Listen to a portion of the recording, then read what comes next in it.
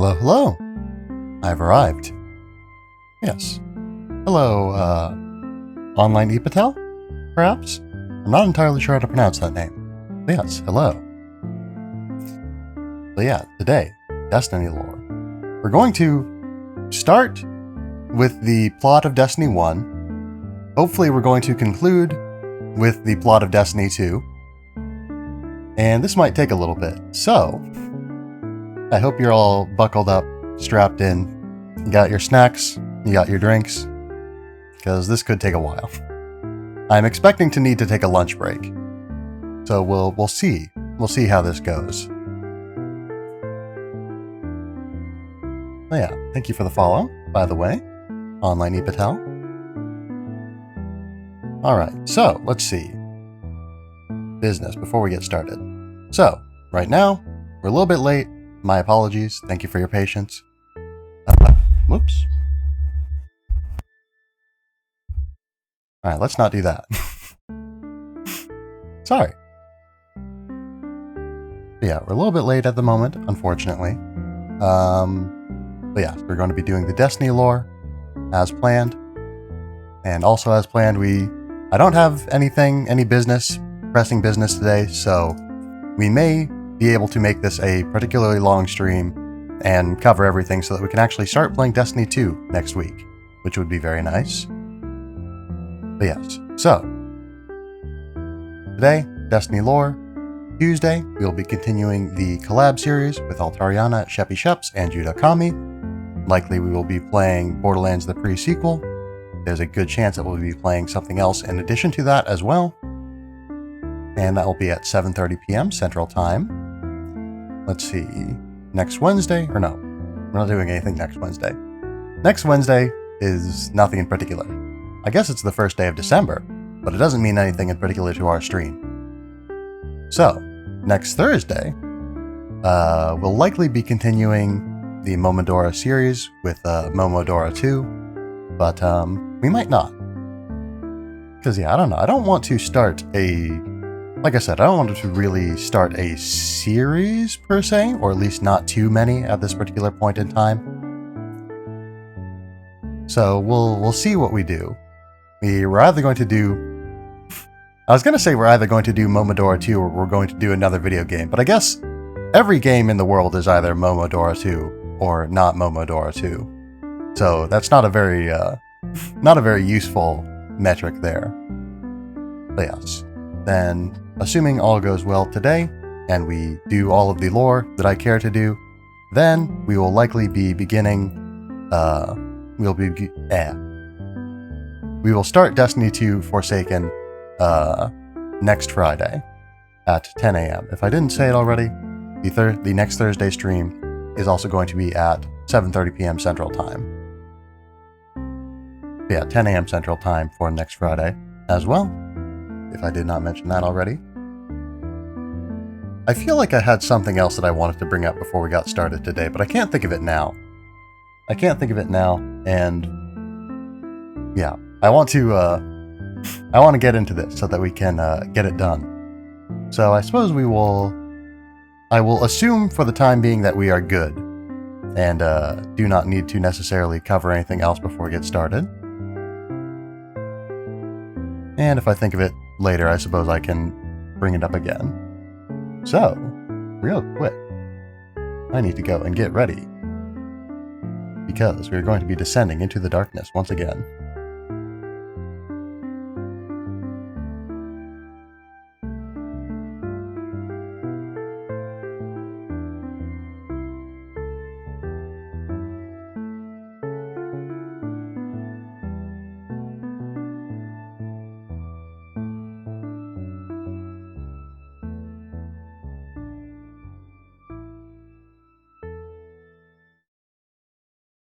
Here we are. And let me just get the fire going. Here we go. Can't forget the background music.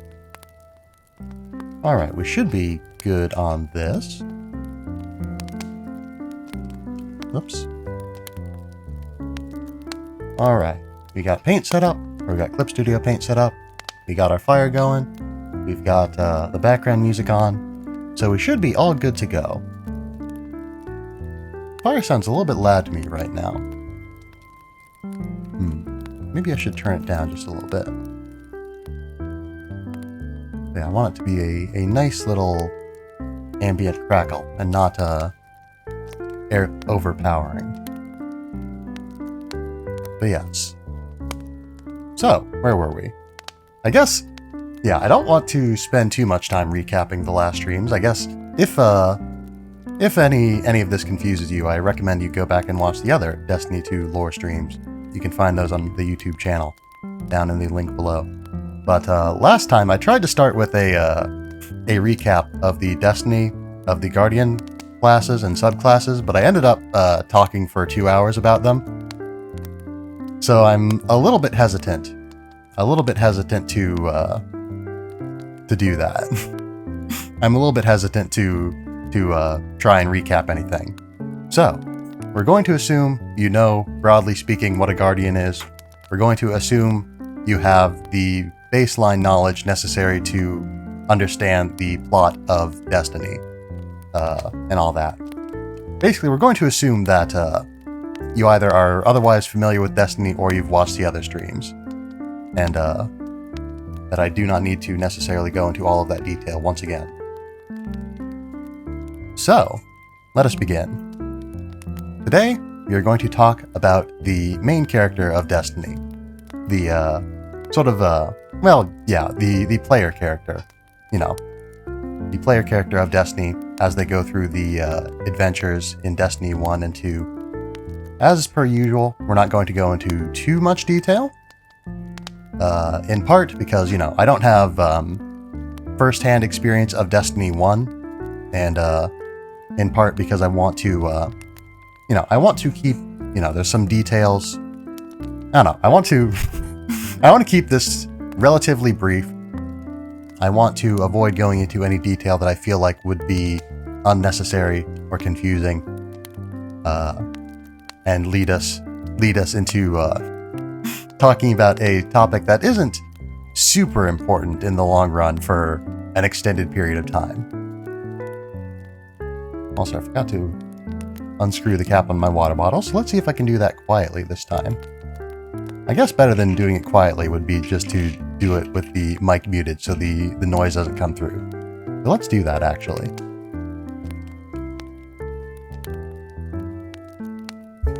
And of course, when I do it, it doesn't make the horrible screeching noise that it usually does. So the muting was completely unnecessary this time. Sip. Alright. So, starting with the very beginning of Destiny 1. So, main character, as established, is a Guardian. You are found, or the story of Destiny 1 starts with you being found by your ghost.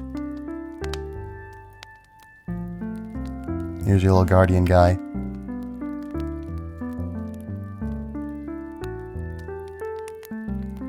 But yes, your ghost finds you,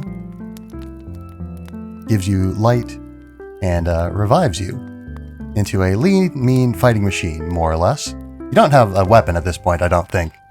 But I think you find one pretty quickly. But yes, you are revived. You're in the ruins of an area known as the Cosmodrome, out in old Russia. The Cosmodrome was a place where spaceships were launched. It was a major port for those. Notably, and again, I don't want to go into too much detail, but notably, it was also a very important place for people fleeing from the darkness during the collapse. It was one of the places that people were going to try and escape from Earth. But yeah, so there's like ruins of spaceships and whatnot all throughout the Cosmodrome. You can see at one point there's like a highway leading into it that's like packed with cars trying to get in.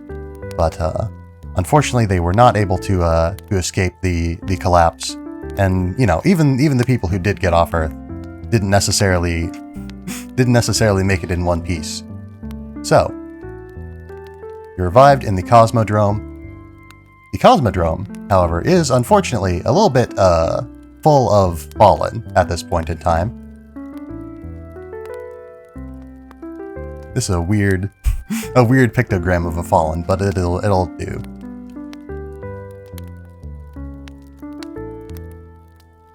But yeah, it is crawling with fallen, and they notice you, start hunting you down. You have to escape, and you do. You do escape. You manage to get back to, or you manage to find a spaceship that's in pretty good working order, a jump ship. I wish I knew the model, or what it looked like offhand, so that I could draw a better depiction of it, but this'll do.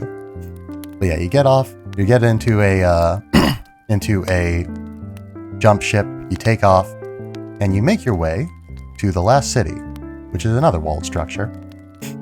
Right after I've drawn the Cosmodrome, which is also walled. But yeah, you make it to the last city. Tower here. There's more towers on the wall of the last city. But we're just going to draw this one for the sake of simplicity. But yeah, you make your way to the last city. You sort of report in, meet the Destiny folks, and they sort of give you an update on the situation, which we've, or to fill you in, because as we know, Guardians are reborn without their memories. And once again, I will not go into too much detail because I will assume that you, broadly speaking, already know what I'm talking about. But yes, so you've got your jump ship, but it does have a problem. It can't really jump very much. It can't go super fast because it's not in full working order. So you end up going back to the Cosmodrome. You go and you fight an Archon from the House of Devils. An Archon being a sort of a, let's see. Actually, come to think of it, I've forgotten what an Archon is. Is that? No. Oh, no, yeah. I was thinking that it was something else. But yeah. So yeah, an Archon, then, I've just reminded myself, is a, sort of a fallen leader. But yeah. I knew that it was, a fallen. I thought it was I confused Archons for servitors, which we'll maybe get into. Well, yeah, we'll get into servitors a little bit. But yes. You go and you fight a House of Devils fallen Archon. Do a little drawing of this guy that I see in the wiki article. Looks like he has cat ears, which is very cute. But he's also got a gun, which is maybe less cute, depending on your tastes. Very beefy arms on this man. I guess part of that is the pauldrons. But yeah, he's got a gun. And is not afraid to use it on any guardians that cross his path. However, you also have a gun at this point, and you're not afraid to use it on any fallen that cross your path.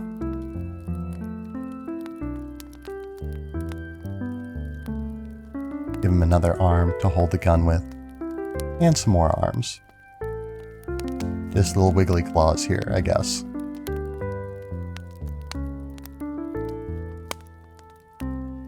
Very abstract sort of fallen, but it'll do. But yeah, so you go, you fight the Archon, who Archons are related to servitors, so I guess my intuition wasn't completely off. But I don't know if you fight any Archons, at least in the Destiny 2 that I've done. But it is what it is. Anyway, you go, you fight a House of Devils Archon, you discover a nest of Hive, who I have gone into. I don't think I went into a whole lot of detail on what the... No, I talked about the Hive. Right. But yeah, you find a Hive Nest on Earth, which is bad. But after fighting this Archon and fighting a Servitor, which is a big... Well, not big. It's... I don't know, I'd say probably... I don't know, fallen... Servitors come in a lot of different sizes. But, yeah, like I said, I don't have a specific knowledge of Destiny 1, having not played it personally. But yeah, they're sort of medium to large sized, I suppose, space orbs. I guess they're mostly found on planets, so they're terrestrial orbs. But they are important to the Fallen. They provide the Fallen with the ether that they need to live, and the Fallen protect them and worship them. The Fallen worship machines in general, but in particular, the servitors are sort of the focus of most of their worship, being the fallen machines that are sort of closest to them and most important to their day-to-day survival. But yes, so you find this Hive Nest, and that's bad, because the last time on the Hive, or the Earth really faced the Hive, it went pretty badly.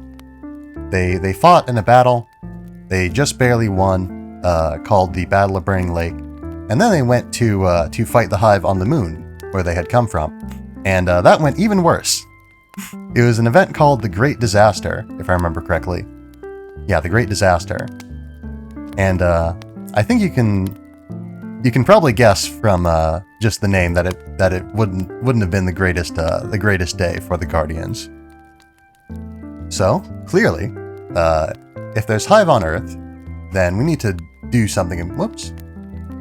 We need to do something about that. We're not just going to let them sit around and do their Hive thing, being all nasty.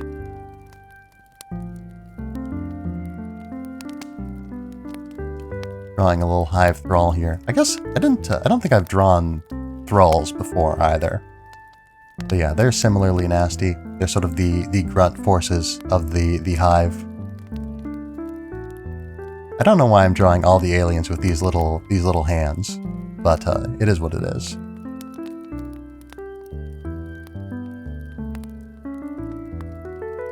But yes, and we got to give them the 3 eyes. There we go. Perfect. But yes, so you go to the moon, you find a place. Let's draw the moon. Yeah, I guess I should specify. You fight the Archon and the Servitor to acquire a near light speed drive for your jump ship that allows you to travel through space at a reasonable rate. But yeah, you take your ship, you fly to the moon, and then you encounter a big hole on the moon called the Hellmouth, which is a pretty bad place, as you may have been able to guess. But yeah, you go to the Hellmouth. You go to the Hellmouth. You go to a place in the Hellmouth called the World's Grave, which is also pretty bad. You fight some Hive there. Some more Hive forces, including Hive wizards, who I don't remember offhand well enough to draw. Or, hold on. Yeah, they're wizards. They're wizards. I always want to call them witches for some reason, but that's a different thing. A different thing that acts a bit similar to, that acts a little bit similar to wizards in some respects. Actually, hold on, now that I think about it, I don't think the Hive Thralls have eyes.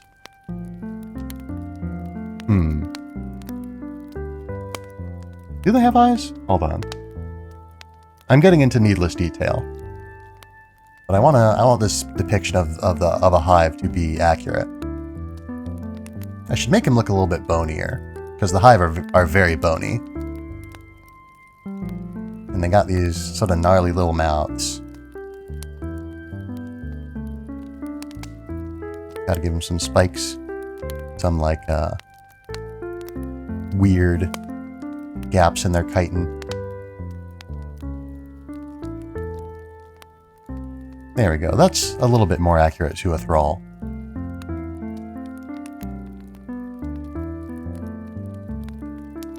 But yes, so you go to the Hellmouth, you go to the World's Grave, you fight in a temple to a Hive god named Crota. The Hive god is named Crota, the temple is named the Temple of Crota. But yeah. And you destroy a shrine to another Hive god, the father of Crota, Oryx. And, let's see. But yes, so, after that, you get contacted by an individual known as the Speaker. Individual known as the Speaker. This is a bit of a suspicious drawing, we'll say, but the Speaker. We'll give him, there we go.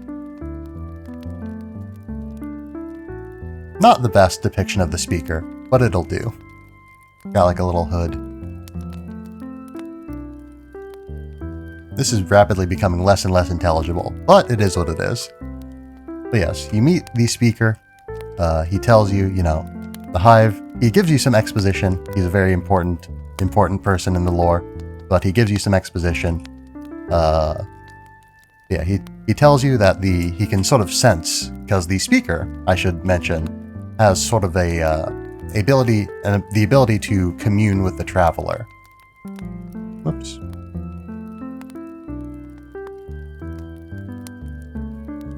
Speaking of which, there's a Traveler. But yeah, the Speaker has the ability to commune with the Traveler, and so he can sort of he's sort of, you know, up to date with what's up with the Traveler, even though the Traveler doesn't communicate normally very much at this point. That's it. But yes, so he's able to, you know, contact the Traveler. Him and the Traveler are BFFs as well. But yes, he is able to contact the Traveler and is able to sense that the Hive, in particular, are doing something that is very bad. They're draining the Traveler's energy, its light, in some way, from some sort of odd ritual that they're performing somewhere on the moon. And so obviously, you've got to do something about that. But around this time, you are also contacted by another individual. This one being an individual known as the Exo Stranger. And I'll pull up a picture of her so I can draw her. But yeah, the Exo Stranger. We'll learn more about the Exo Stranger in good time. But I guess... Actually, I don't think we learn all that much about the Exo Stranger until after Forsaken, I think. So she'll be a little bit of a mystery for a while. So if you want to preserve that mystery, then I recommend not necessarily looking her up. But yes, needless to say, she is a very important figure in Destiny lore. I'm giving a lot more attention to the drawing of the Exo Stranger than I did to the Speaker. But it's fine, we'll talk about the Speaker more. So he'll have more time in the limelight. But yeah, the Exo Stranger, pretty important person. She gives you some fun lines. Talk while she talks to you. She mentions that she doesn't have time to explain why she doesn't have time to explain when questioned about why she's being so vague about a lot of things. What a lovely portrait. I don't know what it is about Destiny that makes me draw really cute images.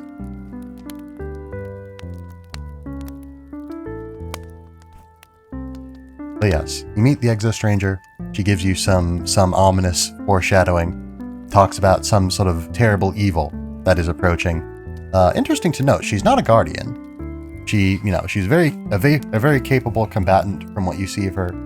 She helps you out and she informs you of things, but she's not a Guardian. She's a strange, mysterious figure.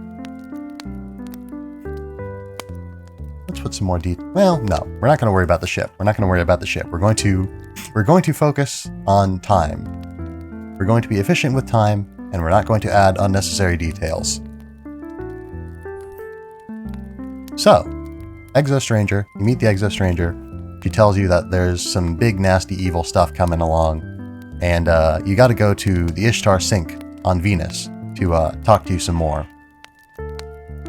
But yes. So while you're still on the moon, though, you gotta do your job. You gotta destroy the Hive ritual. Doesn't look exactly like this. Doesn't look a whole lot like this at all, probably. But you know. But yeah, they've got a weird ritual going on. And they've got a shard of the Traveler that they've collected. And they are using that shard to channel and destroy the Traveler's light. Which is no good. We don't want that. And so, you go and you destroy the ritual. You shoot things. Mostly. That's your primary means of interacting with things. But yeah, you go, you destroy the ritual. You keep them from draining the light.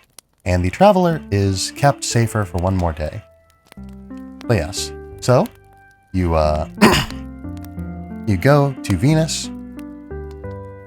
You go to Venus.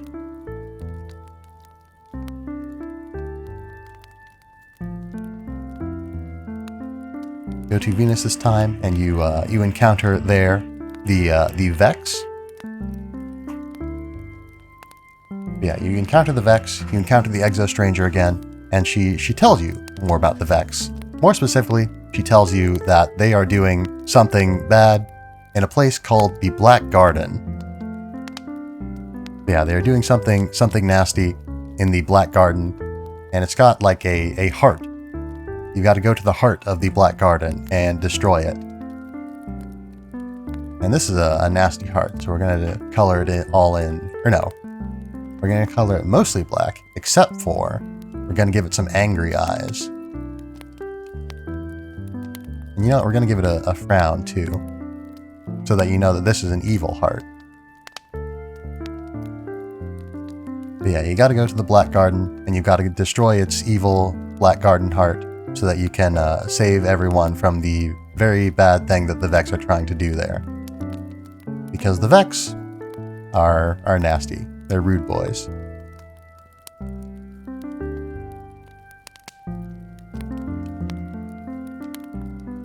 But the Vex, they love the heart of the Black Garden. So we're gonna give them a little black heart for them to show their affection as well.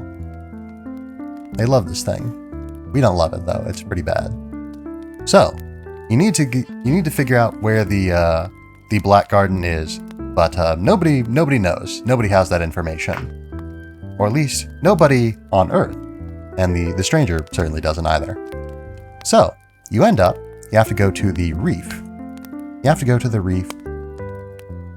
You know, where all that space debris is from all those people trying to flee Earth so long ago.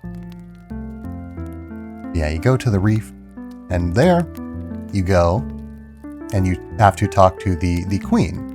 The queen of the reef, the queen of the Awoken, who I don't know that I've gone into too much detail on, come to think of it. But yeah, the Awoken in the reef are ruled by the queen. Marasov is her name. I'm 100% sure that I haven't mentioned the name Marasov before, and I am probably remiss in having not done so. But yeah, so you had to talk to the queen. Let's get a picture of the queen.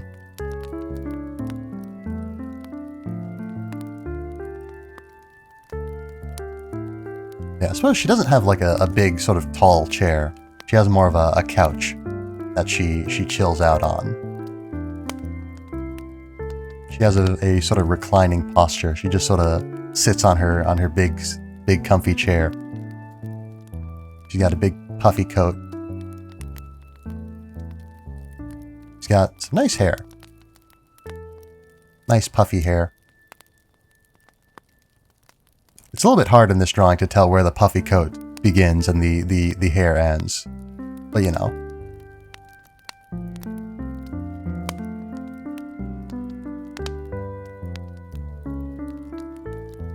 She's just chilling.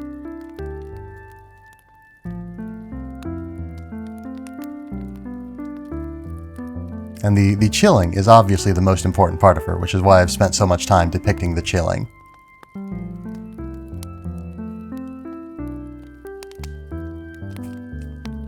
Again, an abstract sort of drawing, but we'll live with it. But yeah, she's also got a brother who's less chill. His name is Olderin, and he doesn't like you. But Marasov thinks you're okay, more or less, anyway. The Hive and the Reef again are fairly isolationist. They're not, you know, they don't hate Earth or anything, but they're not on great terms with Earth. That's it. Once again, the heater is on today, though it is very dry in this house. But yes, so you meet the queen. She thinks we're okay, so she decides, you know what, we can help you out. We don't like the Hive any more than you, or we don't like the Vex any more than you do. So we're gonna work together with you to stop them. So she tells you to go and find a Vex Gate Lord, because they have a basically you need a part from a Vex Gate Lord in order to be able to find and open the way to the Black Garden.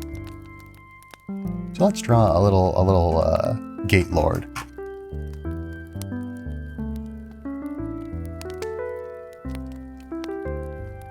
Yeah, the Gate Lord is a very large sort of Vex platform. I think it's a Minotaur, yeah. The different types of Vex are named after mythological creatures, broadly speaking. The most basic Vex is referred to as the Goblin, and the slightly more advanced version of the Goblin is the Hobgoblin.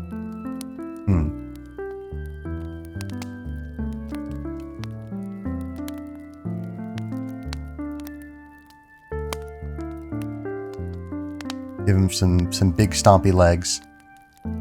There we go. But yeah, so you gotta go and you gotta find the Gate Lord. You gotta go and kill him. And you gotta get his head, and you've gotta bring it back to the Awoken so that they can help you out and make your way into the Black Garden. So you get it. You take it to an Ishtar Collective facility.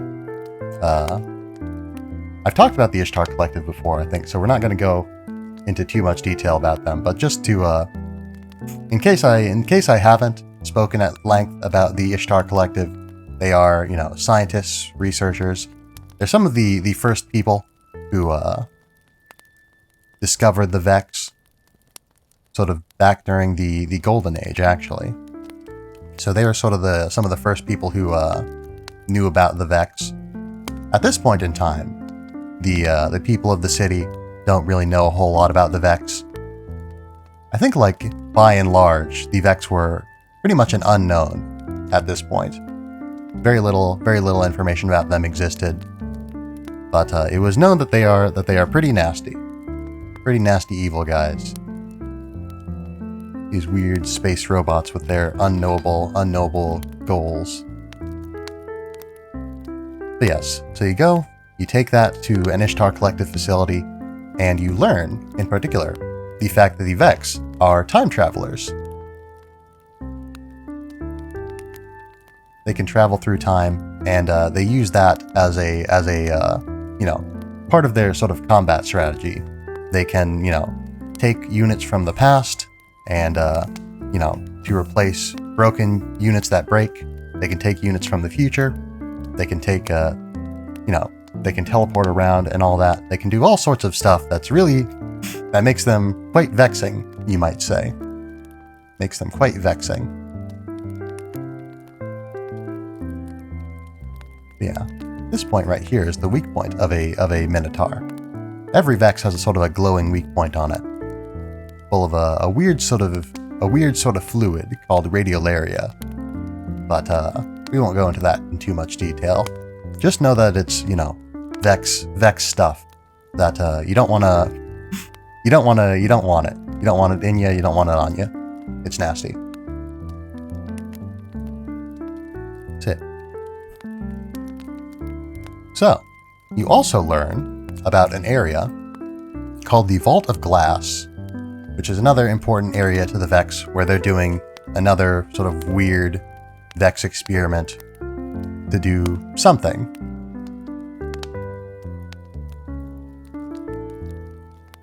But yeah, do something. The Vex are all sorts of confusing at this point. It's easier for me to take for granted, having only personally played Destiny 2, sort of knowing about or the fact that the characters in universe have a lot of information about the various enemies from Destiny 1. One thing that I didn't realize until I sort of started looking into the lore for Destiny 1 is the fact that, like, or through the story specifically for Destiny 1, is that there really wasn't, the characters in the story really didn't know a whole lot about the Vex or the Cabal or the Forsaken? Sorry. The Fallen. Yeah, they didn't know a whole lot about the Vex or the Fallen or the Hive or anything like this. They hardly knew the Vex existed. They didn't know that the Hive were on Earth at all, in any capacity. Whereas all of this sort of is relatively, I don't know, I guess self-evident, maybe, to me or it's treated as self-evident that these things are true, from the perspective of someone playing Destiny 2, because they've already had the time to go through the plot of Destiny 1, in theory. The characters, at least, have lived through the plot of Destiny 1, even if I haven't specifically. But yeah, so a lot of this is time spent learning about the Vex and learning about the Hive and all that. The Cabal and the Fallen, being less mysterious, are better known. They're more comprehended, I guess. They're more comprehended, maybe, due to being less extraordinarily, unknowably alien. More human-like in terms of their limitations and abilities, I suppose. But yeah, they still have, I guess the Cabal at least have, I think, roughly, they have superior, like, military technology and all that. But, they are not, a weird alien hive mind of, robots, or a weird cult that worships weird gods and does weird magic. Because the Hive can do magic, by the way. When I say ritual, and I say wizards and stuff like that is pretty literal. Like, the stuff that Light does is pretty close to magic. Close enough that it's pretty easy to just call it magic. And in fact, the Guardians who specialize in studying and applying light are called warlocks.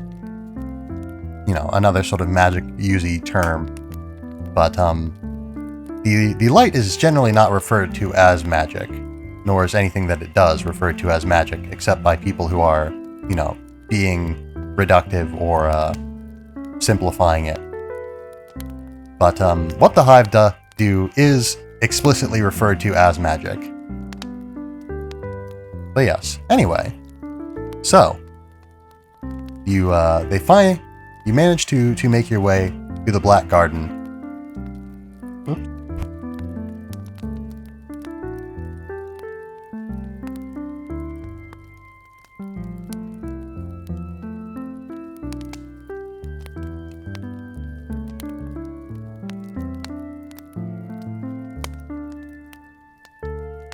Sorry about that. I am back. I have returned. Alright, so, where was I? So yeah, anyway.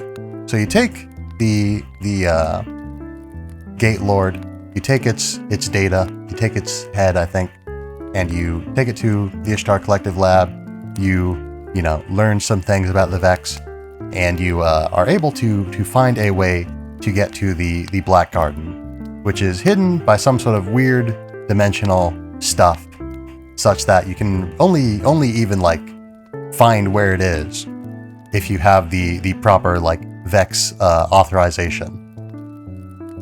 So yeah, so you go, you find the Black Garden. Let's see, I don't know if I have we're gonna see if I can find an image of the exterior of the Black Garden. I don't think that's the exterior.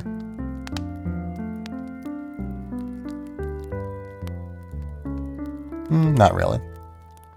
But yeah, so you make your way into the Black Garden, you fight off a bunch of Vex, and you make your way to the center of the Black Garden, where there is a big thing. A big thing. And we're going to zoom out so we can draw the big thing in all of its bigness. sort of like a big hoop. A big hoop.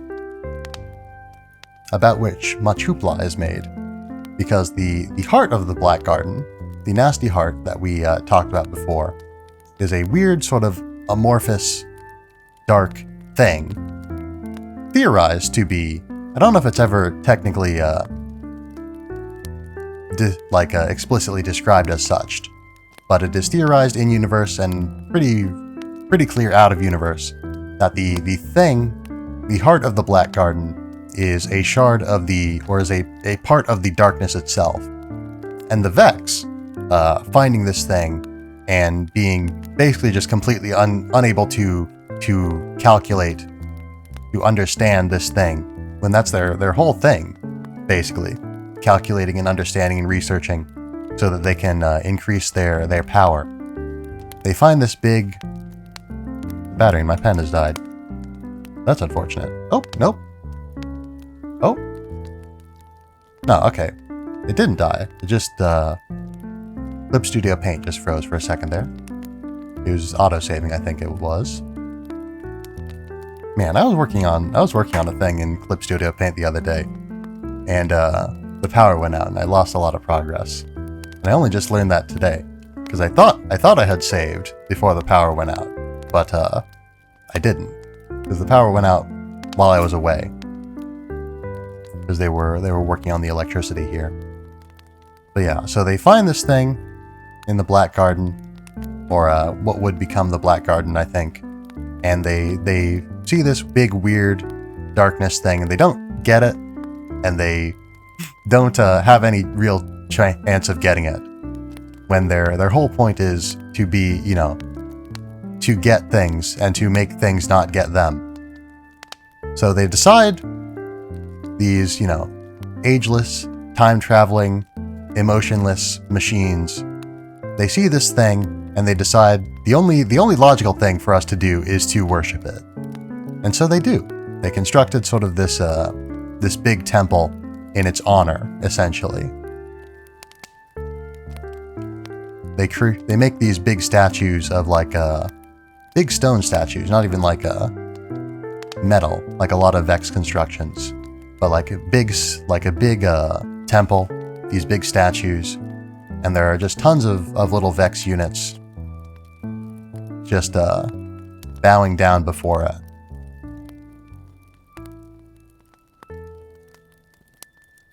But yeah, it's a pretty impressive moment, I assume, to encounter that for the first time in person. To see all this Vex doing this very un-Vex-like behavior, all overawed at the power and the mystery of this thing in the Black Garden.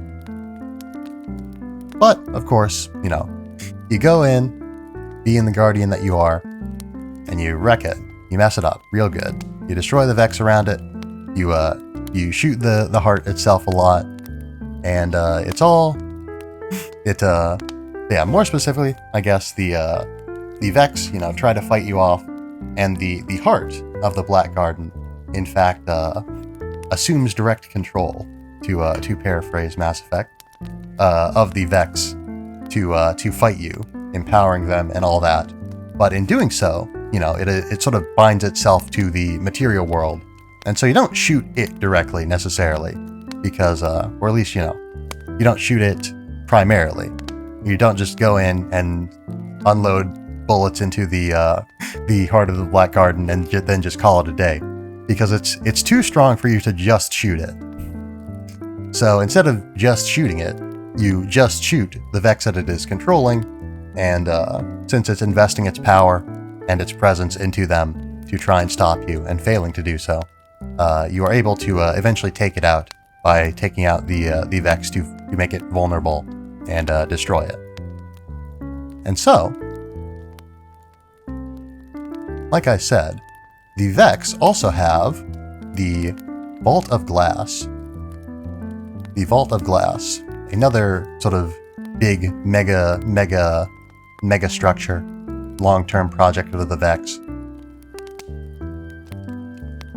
And so in the Vault of Glass, they are attempting to make use of or to... They are pursuing a very important, very dangerous project. They are attempting to use their sort of mastery over dimensions and time and whatnot to essentially just make it so they can decide what is and what is not. And they've gotten pretty close to that, actually. You know, they have Vex units, modified harpies. Let's see. I'll draw a little harpy here. I don't think the harpies look exactly like this. The ones that you, the big important ones in the Black Garden. But yeah, this is a rough approximation of a Vex harpy. There we go. But yeah, they've got these super powerful harpies who have the ability to decide what is and what isn't. These super powerful buffed up harpies.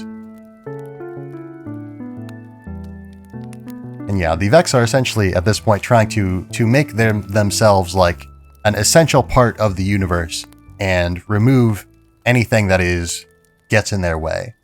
And obviously, you know, you don't want that. You don't want that.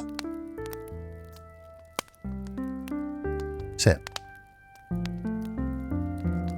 So, you go into the Black Garden, you shoot the harpies, you do all sorts of puzzles, because it's, the Black Garden is a raid, actually. But yeah, you go, shoot the harpies, you defy their ability to decide what is and what isn't. They try to take control of fate, to decide that you simply do not exist. But Guardians, as the game puts it, make their own fate. Guardians make their own fate. And so you defy the Vex, you defy their big, bad, nasty Vex guy that is in charge of the Vault of Glass, more or less. A big, sort of jaggedy looking Vex frame named Atheon. Atheon times Conflux. But yeah, he's a big Vex. He's a sharp dresser. Very spiky. Unusually spiky for the Vex. They're usually not super spiky. We'll move this out of the way so we have more space to draw Atheon. I've taken off a little bit of that Minotaur's foot, or that Gate Lord's foot, but it's fine.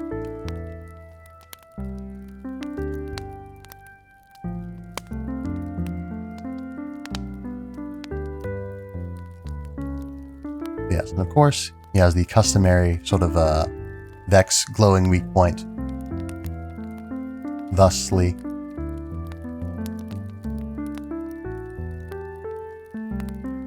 Got his big spiky arms.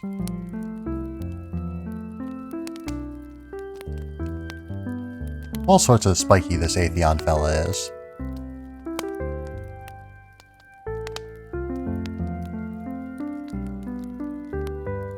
And he's got like a big glowing face. He's got big spikes on his back coming up. Got a gun, of course. Because everyone has a gun.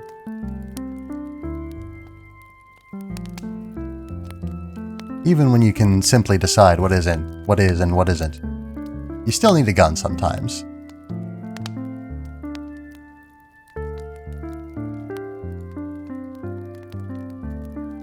But yeah, and his face also glows.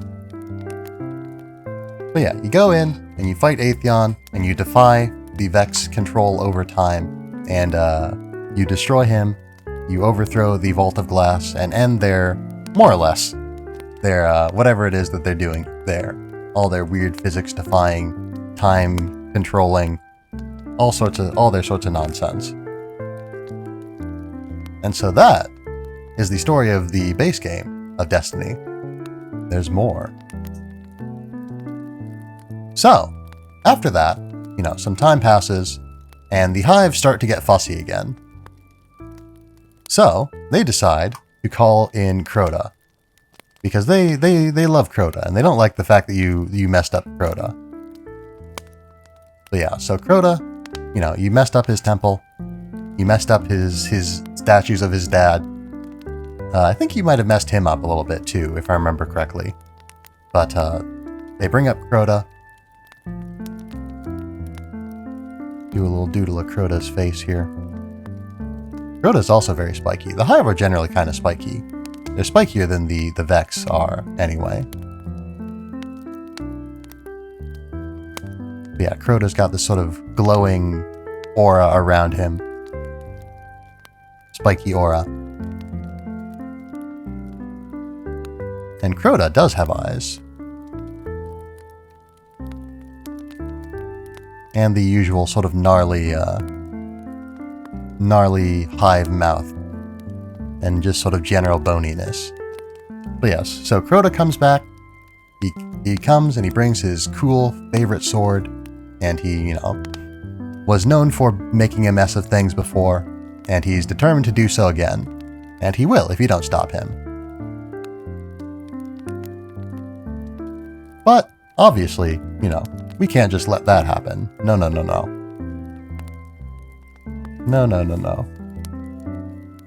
Oops. So, on your side, a guardian who had fought against Crota before, who had got trapped in the sort of domain of them, and spent a very long time there. A guardian comes back, I guess, as though she had died, but comes back as in returns from her sort of captivity, or I guess being trapped more so than captivity. She wasn't being held there. She was surviving there until she escaped. But yes, a guardian by the name of Eris Morn, who lost her original eyes, but had them replaced, or I guess replaced them with some nasty sort of Vex eyes. And so she's a little bit of an odd duck, as they say. She's a bit sour. She's a bit creepy. People find her a bit creepy. And they assume, she's been lost among the Hive for so long. She's replaced part of her body with Hive parts. She's probably corrupted in some way. But she isn't, actually. She's quite helpful. She does her best to... She's also got this, orb of, green Hive fire that is also a little bit off-putting to others. But yeah, so she's got this orb of Hive fire. But yes, Eris Morn is her name. I realize I haven't been labeling my drawings, so it might be a little bit confusing at times. And this is Crota. I feel like I was probably clear enough about that, but just in case, you don't want to get these two confused. They are not the same. But yes, Eris Morn, having been, among the Hive for a super long time, is sort of the leading expert on their rituals and their lore and whatnot. But yeah, she was trapped in the Hellmouth for a very long time. And it was very unpleasant for her. She, lost her friends to the Hive. She, lost her eyes to the Hive. Had to replace them with weird Hive eyes. And just altogether, it was not a great experience. So understandably, she's pretty upset at Crota. She's pretty upset at the Hive in general. But she also knows a lot about them. She tells you about, what you need to do to take down Crota. You fight his underlings, who are his underlings, one of whom is a witch named Omnigul, who's a real hard worker. She's a real overachiever for Oryx, or for Crota, sorry. But yeah, she tries to she sort of marshals his forces. She tries to take over Rasputin in a bunker on Earth at one point. We haven't talked a whole lot about Rasputin, I guess, in the sort of aftermath of the Golden Age, but or I guess the collapse and all that. But yeah, he was pretty damaged. He sort of split himself off into little sub-units. Oops. kind of an off-kilter sort of Rasputin drawing here. But they've all been a little bit off-kilter, I suppose. But yeah, Omnigul is the teacher's pet. She's an overachiever. Let's see if I can get a picture of Omnigul.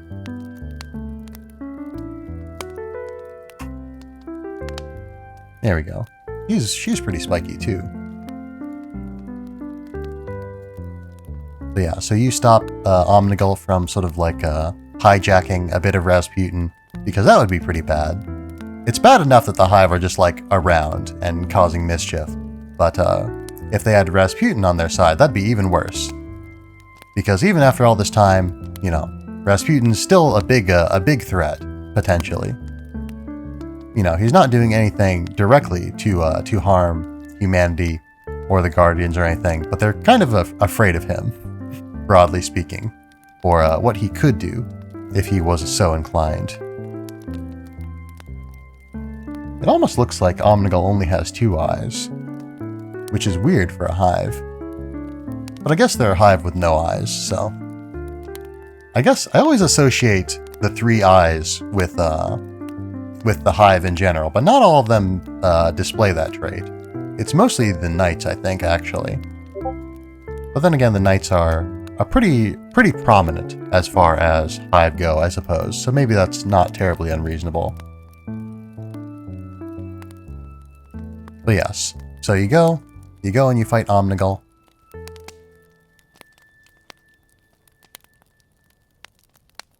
You stop her various plans. And you eventually go ahead and you know, yeah, she works to summon Crota. At one point, you fight Crota's soul. So let's see.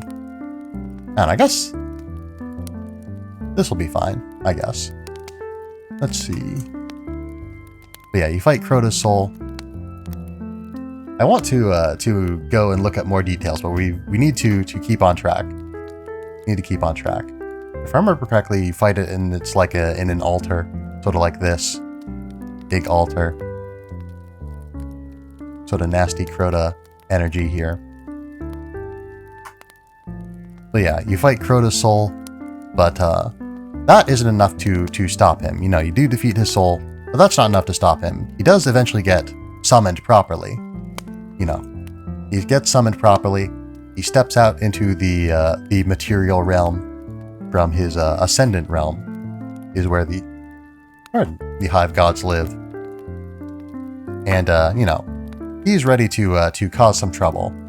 He gets all of his little Hive Knight buddies, his favorite little knights called the Sword Bearers, and you take their swords and you fight Crota with them.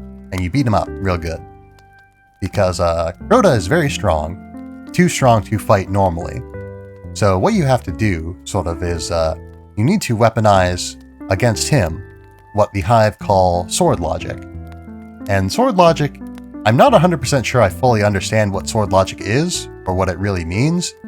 But the best way that I can think to describe it is that, like, it is both a literal, you know, literally refers to swords.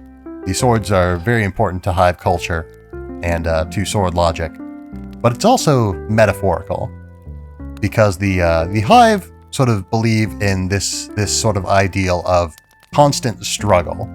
They are constantly, you know, fighting everything they can, doing whatever they can to increase in, you know, to keep fighting and conquering and all that, because they believe that by fighting other things and winning, basically, you become stronger. They believe in XP grinding, essentially, is their philosophy. They believe in XP grinding, that by continuously fighting and winning, you will become stronger and more able to, you know, impress your will upon the universe and more perfect.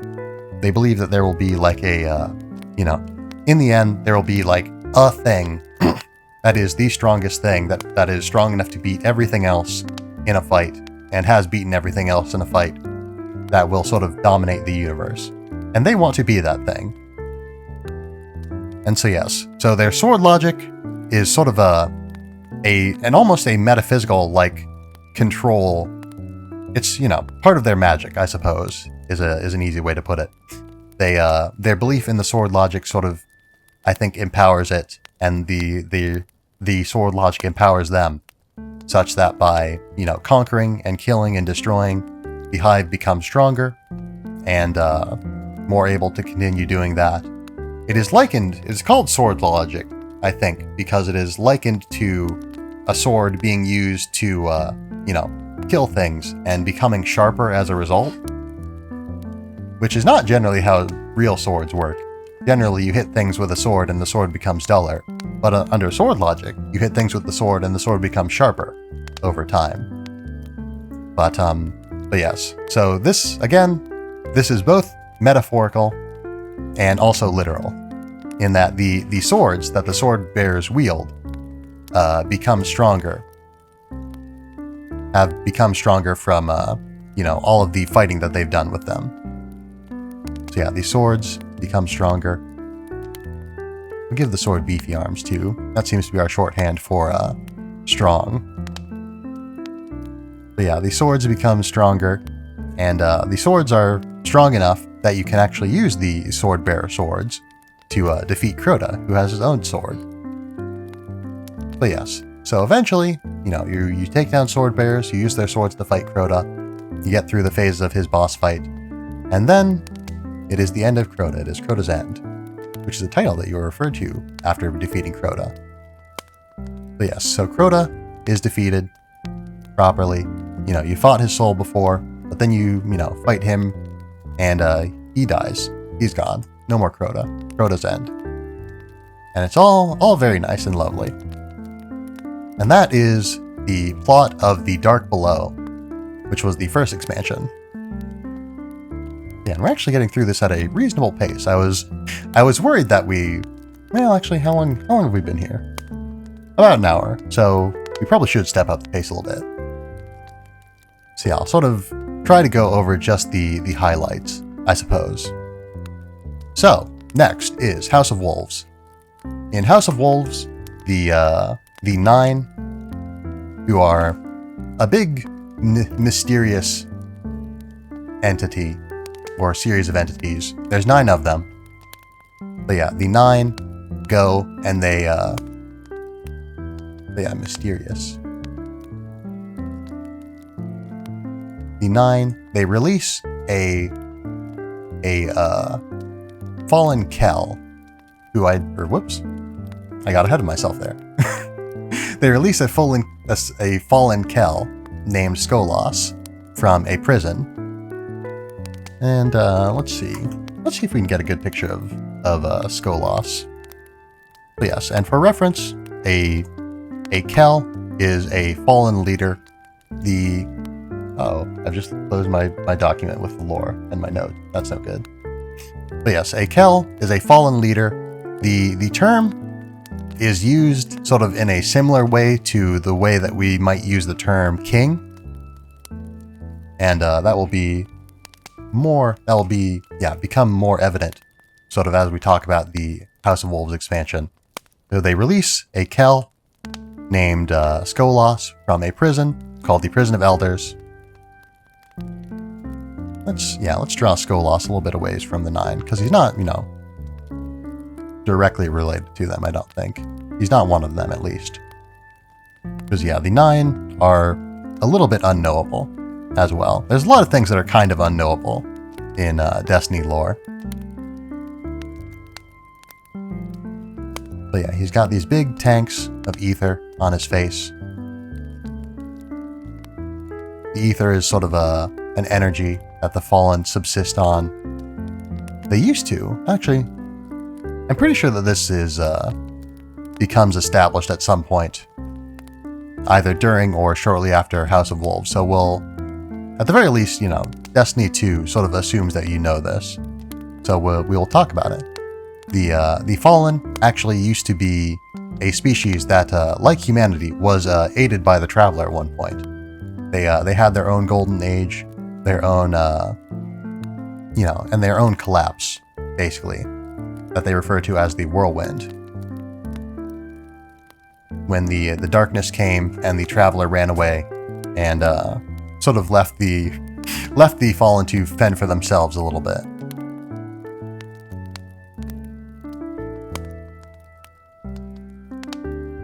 This is an okay drawing of Skolas, I suppose. But yes, so the Fallen Kells are leaders of the Fallen who used to have a connection with the Traveler. They had become extraordinarily dependent on the light to the point where they would basically just like die if they didn't have regular access to it. And so once the Traveler left, they didn't have regular access to it. So they created the servitors in the image of the Traveler. You know, they are also space orbs. They created the servitors in the image of the Traveler to provide them with a sort of synthetic light referred to as ether. And the ether doesn't let them do like guardian things, like come back to life and all that, and be immortal and all that.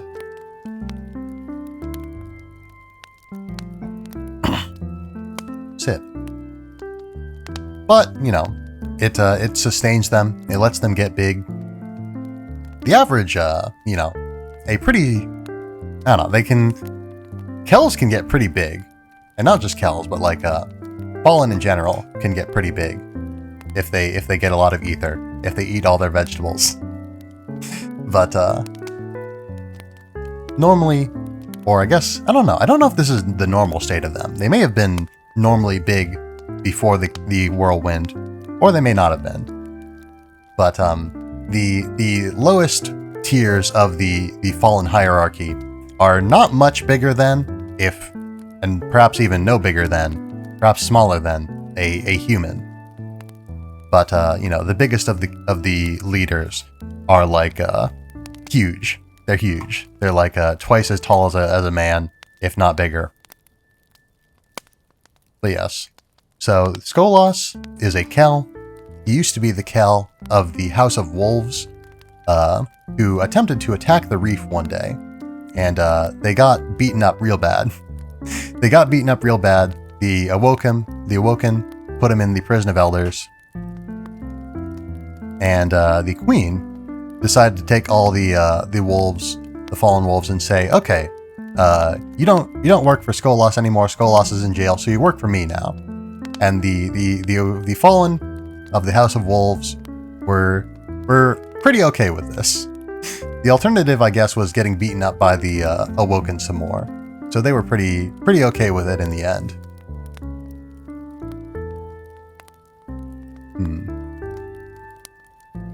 Actually, let's move it over here, because this is on a different layer. And we'll just move the, yes.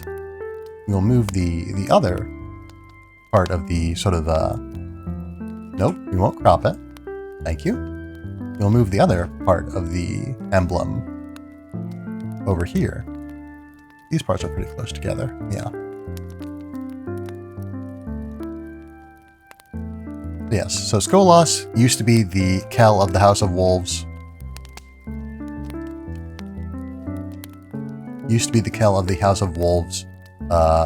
Got thrown in prison for trying to beat up Marasov. Marasov became the Kell of the House of Wolves. She was referred to by one of them, Varix, who was, you know, a former member. Actually, I don't know if he was a member of the House of Wolves, but Varix was a Fallen that worked for him. Or worked for her, sorry. Yeah, Varix worked for her and referred to her as Mara Kell. Oh dear. The thing has happened again. Oh dear. Okay, we fixed the problem again. I'm glad that I can fix that glitch that happens sometimes with my pen tablet so quickly when I'm streaming, because normally when I'm not streaming, it takes like minutes to resolve, and sometimes I have to like restart my tablet entirely.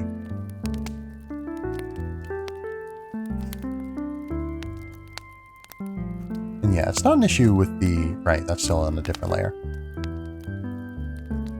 Let's put that on the same layer. So I can move... Oh! Did that wrong? There we go. Merge with layer below. I pressed merge with merge visible layers there. And that's no good. But yes, Marasov became Kel of the House of Wolves. Skolas got released and became Kel of the House of Wolves again, basically. they left because they weren't super loyal. But one of the, the Fallen sort of stayed behind, named Varix. He's the Varix the Loyal.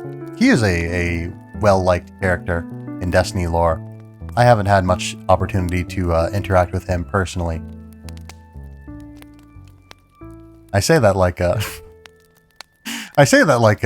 other Destiny players have like met him, but you know what I mean.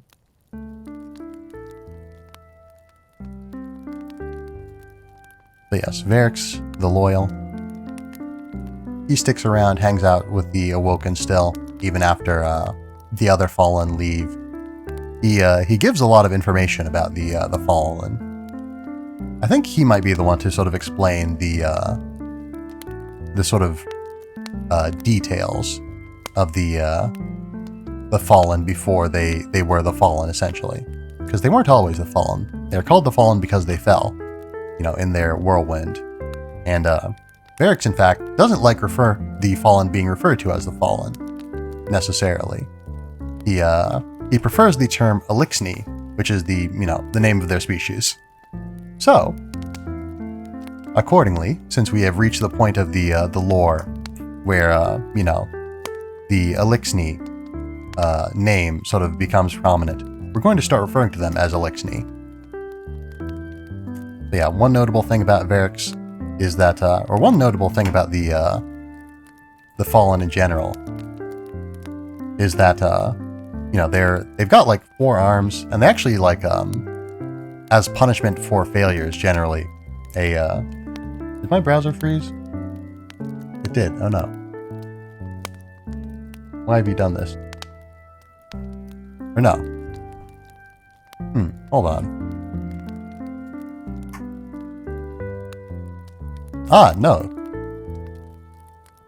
My browser hasn't frozen. No, we have had the issue is in fact still here. Hold on.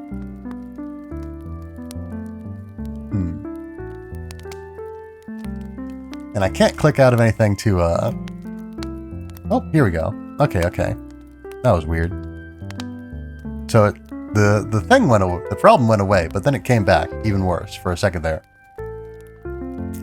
But yeah, the Fallen often, or the Elixni, for failure, often have like one of their sets of arms removed, and they're forced to fight with just 2 arms. They can also get, I believe, like cybernetic arms, or maybe they generally do get cybernetic arms to, improve their, to replace those arms. But they can regrow arms. They can regrow their arms if they have enough ether and are allowed the opportunity to. But yeah, Varix, or like most of the time, Fallen who, have their arms removed, have their lower arms removed. If I remember correctly, Varix actually had his like upper arms removed. Actually, I may not. That's unnecessary detail. I'm not 100% sure it's true, because looking at him, it doesn't look like that's the case. Maybe I'm probably misremembering. Anyway, we've gotten off topic. My apologies. But yeah, anyway, so Skolas comes back. He recruits the wolves again. Has them fight the Awoken. Marasov doesn't like this, especially because, he actually does pretty good against them. He kills a lot of her elites in sort of his efforts to get the wolves back on side and get some revenge and enact his various schemes. So Marasov doesn't like this, so she decides, you know what? Any Guardian who's like willing to help me with this, with the Varix problem, or sorry, with the Skolas problem, Varix isn't a problem at this point. He's fine. But yes, anyone who's willing to help me with the Skolas problem, you can just like hang out at the reef, which you've already established is the chillest hang zone in the solar system, from Marasov's big comfy chair and her extraordinarily relaxed posture. But yeah, you can come and hang out at the reef if you want to. We'll accommodate you and all that. and just help us like kill Skolas because we hate him. And so in doing so, she sort of strikes up a sort of a not quite an alliance with the city and its people, but you know, opens herself up to the possibility of associating with them to a degree that was pretty much unheard of in the past.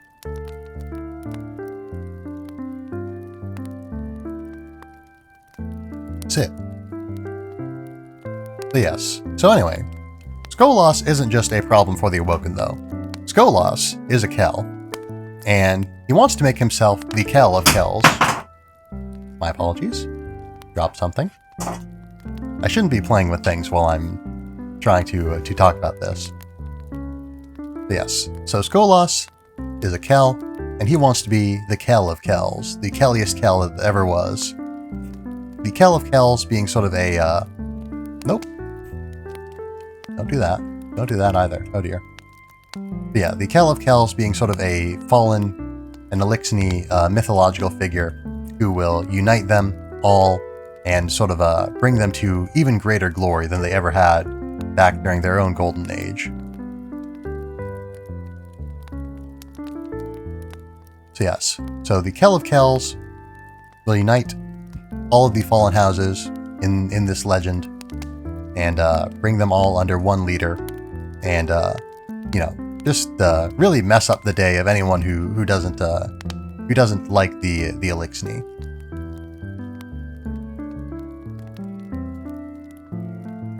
But yes, so he goes and he speaks with the, you know, he's already got the wolves on his side. He goes and he convinces the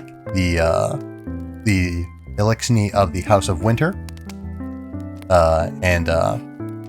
yeah, he sort of brings them onto his side. He goes to try and recruit the House of Devils. Yeah, Winter. The House of Winter. He goes to recruit the House of Devils, but that doesn't go super well. They you know, he tries to kill their leadership, and they're not super happy about that. And you know, you go in and you interrupt his efforts to sort of make friends with them, so he doesn't get the devils on his side. He goes and he tries to make friends with the House of Kings. That doesn't go so well. You kill all of his diplomats, and so he isn't able to get the kings on his side either. And so Skolas deciding, well, I've got like 2 fallen houses, but there's still like a bunch of other ones that aren't under my control. So it's going to be kind of hard to establish myself as the Kel of Kels at this point. So what I need a really powerful weapon. Whoops. I need a really powerful weapon if I'm going to be able to, you know, fight the Guardians and retake the Traveler and all that. The Great Machine, as they call it. I don't know if the Traveler is sort of the cause of the Elixni machine worship, or just sort of the primary object of it. But yeah, they revere the Traveler. You know, the humanity also worships the Traveler basically. But yeah, the Fallen call it the Great Machine. But yes, so he decides that, you know, obviously, just talking to other Elixni isn't going to work, because this Guardian is just going to come and shoot us every time we try to talk to them. You know, understandable, because he is trying to, you know, unite them against humanity and all that. So he decides, what I'm going to do is I'm going to go to the Vault of Glass, and I'm going to plunder the Vex of their technology, and I'm going to take control of their time powers. And I'm going to just sort of make myself the Kel of Kels, if nobody else is going to, or if not everyone else is going to acknowledge my claim to the title. I'm just going to become so powerful that nobody can defy me, and then I will just be the Kel of Kels, and no one will be able to tell me otherwise. And you know what? He gets surprisingly close. He actually, like, manages to go into the Vault of Glass, you know, even after you stomped it and sort of destroyed Atheon and all that, the Vex, you know, didn't leave. They're still there. They're still, like, doing stuff. They're still in the Vault of Glass. They're still in the Vault of Glass, and they are still, you know, they fight against Skolas, but he manages to, like, you know, beat them, more or less. He manages to, like, steal a whole bunch of Vex stuff, and, you know, immediately sets about, like, reverse engineering it, which is really, really impressive. Like, genuinely really impressive, because that's, like, even, like, you know, basically nobody knows how the Vex stuff works, except for the Vex. And, like, so many other people, you know, have spent, like, years and decades trying to, get, like, even the most surface level understanding of the Vex. And, like, Skolas and his crew, they just walk up into the Vault of Glass and just start stealing stuff. And they like, unlock the secrets of time travel. Like, they also start doing, like, you know, increasing their numbers by just taking other members of the House of Wolves from other timelines and stuff. And yeah, he gets terrifyingly close to actually like taking over the Vault of Glass and becoming unstoppable. Anyway, you stop him though, because he doesn't quite get there. You stop him. You beat up Skolas. You put him back in prison. And so the 9 decide, you know what, Skolas, or I don't remember if it's the 9 or the Awoken who decide, but they see Skolas in prison. They decide, this guy sucks. We're just gonna have you, like, kill him. And so you fight him, and he dies. And that is the end of House of Wolves. And yeah, I guess I will mention also, you know, the Prison of Elders is another sort of it's not like a raid per se, but it's like it's an event, an activity that players can undertake. It's sort of like an arena type of thing, I think. But yeah, there's a strike in Destiny 2 that involves the Vault of Glass. Or no, not the Vault of Glass.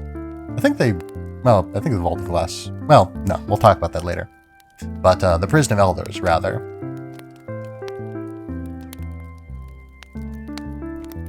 Sip. And yeah, Varix is sort of the announcer for the matches in the whoops, that's not how you spell prison. But yeah, Varix is the announcer for the Prison of Elders. He sort of works as the warden, I suppose. But yeah, so you can go into the Prison of Elders and, you know, beat people up and all that, or and act as an executioner of sorts, I suppose. Which is specifically what you do with Skolas. Let's see, how's the fire going? You might want to add another log. I don't want it to burn out like last time, or the last 2 times. I noticed it seems like it was getting kind of low. Oh, also, by the way, let's try that again. I can change the color of the fire, by the way, which is fun.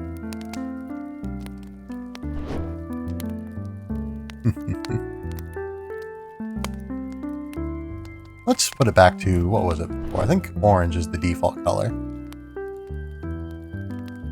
But yeah, anyway. So that is House of Wolves. I got distracted a little bit there at the end. But yes. That is House of Wolves. That is the second expansion. And let's see, we've got 2 more expansions from Destiny 1. And, yeah, not all that... Oh, hold on, I just realized I forgot to take notes on, Curse of Osiris and Warmind from Destiny 1. So, this is going to be interesting when we get to those parts. Hopefully my memory will not fail me, but I feel like it's already failing me. So I guess I'll take my lunch break when we get to that, and I will do some last minute research. Because I just realized I forgot to take notes. I have no excuse. It's been like 3 or 4 weeks that I've been working on this, so I really shouldn't. I don't have any excuse for not having taken notes. Oh well. Anyway, time for the Taken King. So, Oryx. You remember Oryx, don't you? From back when we were talking about the Temple of Crota, way back in when we, in the base game of Destiny 1. So he destroyed Statue of Oryx, and I mentioned, I think, that Oryx is Crota's dad. He is the father of one of the gods of the Hive Pantheon, and he is actually sort of the most powerful of the Hive gods, he is considered to be. And Oryx, his son died. We killed his son, and so he decides, I don't like these people. He didn't like us anyway, but he takes a personal interest in us, the player character, and decides, I don't like this particular individual. So what I'm going to do is I'm going to, walk in, just sort of roll up into the solar system and destroy it, because I hate this guy. So he does that, basically. Or he tries to, anyway. He shows up around Saturn's rings. The Awoken are the first to, the Reef Awoken are the first to sort of notice him. They go in and, try to shoot his ship. But it doesn't work very well. Oryx's ship is called the Dreadnought. They actually do manage to take out a lot of the ships that were supporting the Dreadnought, sort of the other Hive ships in the area. But the Dreadnought is not so easily cowed. It unleashes a big wave of energy that just sort of like whoop, destroys all of the Awoken fleets. I've realized that I've not been doing my due diligence in doodling. I don't think this is necessarily what the Awoken fleet looks like, but oh well. But yeah, and then you've got the Dreadnought's pretty like boxy. It looks kind of like this. But let's get an actual reference of the Dreadnought. Oh no, yeah, it does. It looks surprisingly close to that, actually. Like here, I'm gonna share an image of the Dreadnought.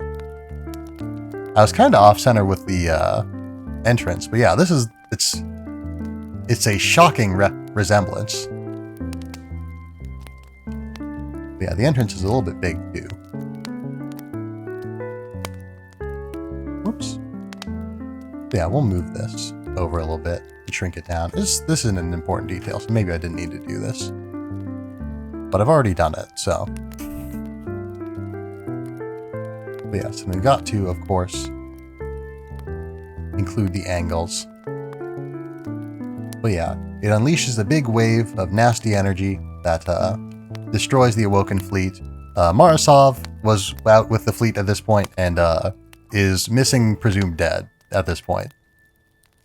Because yeah, all the not all of them, I guess. Some of them did survive, but they got pretty messed up, broadly speaking. Most of them are gone. The Reefborn Awoken have really taken a lot of hits in these recent expansions. But yeah, shoots off his big super weapon, wipes out the Awoken fleet, leaves a huge hole in sort of the rings of Saturn.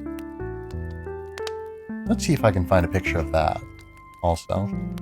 Well, if you know what Saturn looks like, I suppose you can imagine what it would look like if there was a hole in the rings of Saturn. But just for reference,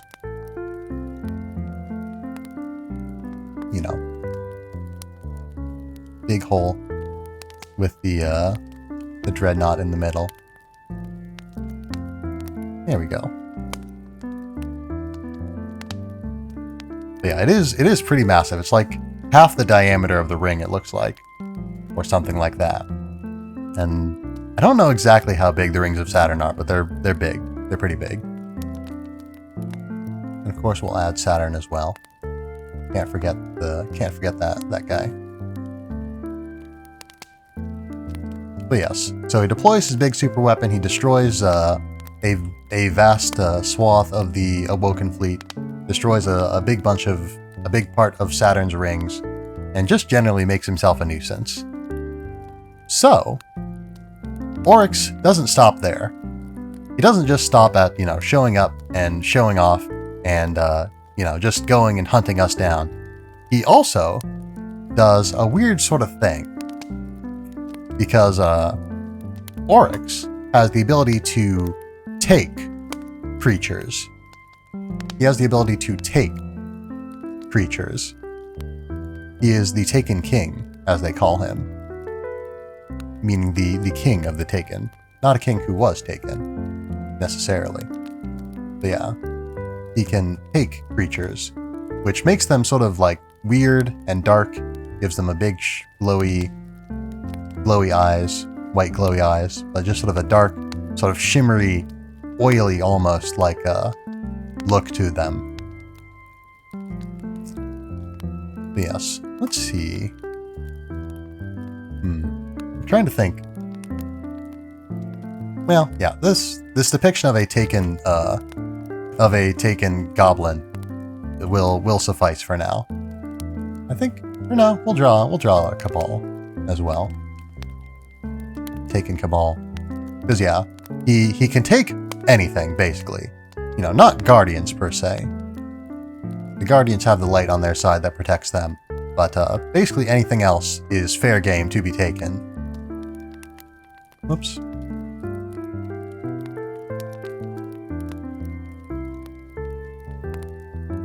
Again, becoming sort of these weird, nasty, really like twitchy. They're like twitchy and with glowy eyes and strange abilities. He sort of like preys upon their deepest desires and turns them into puppets for his will. To like these near mindless constructs infused with dark energies and whatnot. And it's all, you know, just a big, unfortunate situation. But yeah, so you go, you figure out, you know, the Oryx is here. He's kidnapping, you know, Vex and Hive, and yeah, even Hive get taken, even though they do nominally work for Crota. I mean, not nominally, they do work for Crota. They worship Crota, but they do get taken sometimes. But yeah, he's taking Hive, he's taking Vex, he's taking Fallen, he's taking Cabal, you know, just making them all, you know, his own puppets. Sure, like taking their natural abilities, twisting them, giving them these new like powers that they have. You know, like I think it's like yeah, Hive thralls, Taken thralls can like split themselves into duplicates, and they can become a real problem if you don't like take them out quickly. But you know, we won't go into too much detail because it's not super important right now. But yeah, so he takes creatures as the Taken King. He, you know, tries to mess up, you know, basically everything in the solar system, but in particular, he wants to destroy us. But of course, we won't let him do that. So, we hatch a plan. We're going to, you know, take the fight to Oryx. But we can't really do that super well, because Oryx is off. Let me get a picture of Oryx, actually.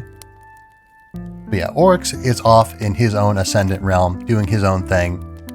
He is outside of our reach. Outside of our reach, we can't get to where he is. Yeah, Oryx is especially spiky, as Hive go. Crota was, I guess, more spiky, but I guess it's not uncommon for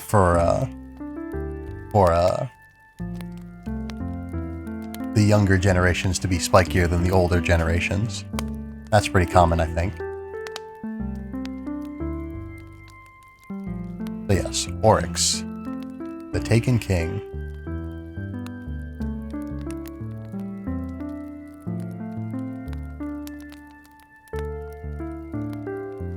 Yeah, that is the name of the expansion, by the way, the Taken King. If I hadn't already mentioned it. But yeah, Oryx has got this big, like, sort of crest on him. Titan-y crest. But yeah, anyway, so we need to get into the Ascendant realm if we want to fight Oryx. He's gone and he's locked the door to anyone who isn't a Hive God or a Hive God.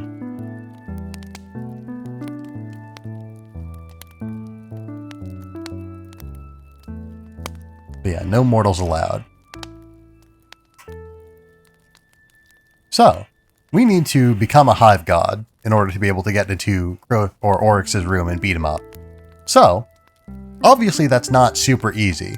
That's not easy for the Hive, even. And they have a procedure for becoming Hive Gods. But, so, we need to become a Hive God, or at least we need to become similar enough to one. We need to disguise ourselves as one, perhaps. And so it just so happens that we do have a Hive God that we beat up a while ago. But, and we might just be able to get some help from him. So, what we do is, we go and we find they're doing some sort of death ceremony involving involving Crota, Oryx's very spiky son. They're having a funeral for him, basically. They're probably doing, something other than that. Some sort of, weird Hive ritual to grant some sort of power to someone by way of this. But, you can think of it as a funeral.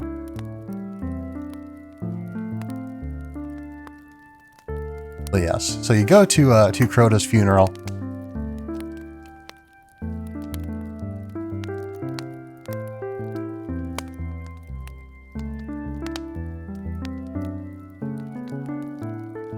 And you grave rob him. You grave rob him of his soul, specifically. You know that thing that we beat up before he was properly summoned. You go to Crota's funeral, you steal his soul right out of his casket, and you're able to use this to sort of pass yourself off as a Hive God.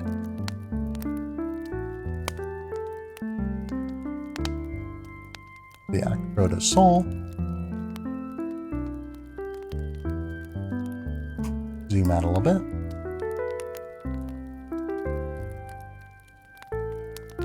Yeah, we steal the soul of Crota, give it some eyes as well, because we gotta give Hive the 3 eyes, even if it doesn't necessarily make sense. But yeah, you steal Crota's soul, you use it to disguise yourself as a Hive God. You go and you bust into the Dreadnought. You actually try to use a stealth drive. Kate has you steal a stealth drive, so that you can break into the ship. It does malfunction, and Crota Oryx does shoot us and destroy our ship. But we got close enough that we could teleport into the Dreadnought. And so we go in and we disable its main weapon, so it can't do its big explodey wave again. And so I'll draw a little dotted line silhouette of a ship. I don't know where I'm getting this general ship shape from. I don't think jump ships usually look like this, but there's a lot of shapes that jump ships can be in. Oh yeah, actually no, we don't use our jump ship. Sorry, I misremembered. We use Eris Morn's ship. Which I'm sure she probably doesn't appreciate the fact that we destroyed it. But, we destroyed, or we used it to go and fight Oryx. So I'm sure she'll be fine. She'll be fine with it. She'll be cool with it. So yeah, so that ship gets destroyed, but we managed to make our way into the Dreadnought, and we destroy its big super weapon, so it can't do its big super wave attack again. Don't destroy the Dreadnought itself, though, because doing so would destroy the solar system, essentially. So we can't just shoot it. But what we can just shoot is Oryx. We go into Oryx's room. While he's over, sort of brooding, being angry about the fact that we killed his son and stole his son's soul, and just we're really disrespectful to Crota. Not that he deserves a whole lot of respect, because he does murder a lot. That is sort of his primary goal, is to murder, and particularly murder people of Earth. But he does a lot of murdering people of Earth, people of beyond Earth in the past as well. But Crota, there's a lot of funny lore related to Crota, not just the fact that we break into his funeral and steal his soul. There's a lot of funny lore related to Crota, but it's beyond the scope of this stream. So, we'll try to wrap up here. Wrap up this part. so we can, wrap up the next part. Because it's about lunchtime, and I need to do that research. But I'm dedicated to us finishing this today. It is within reach, I think. We are at the limits of the time that I would normally be streaming. But I will persevere. I'll persevere, and we will get this completed so we can begin playing Destiny 2 for real. So we go and we beat up Oryx, and and it seems like we're about to really finish him off.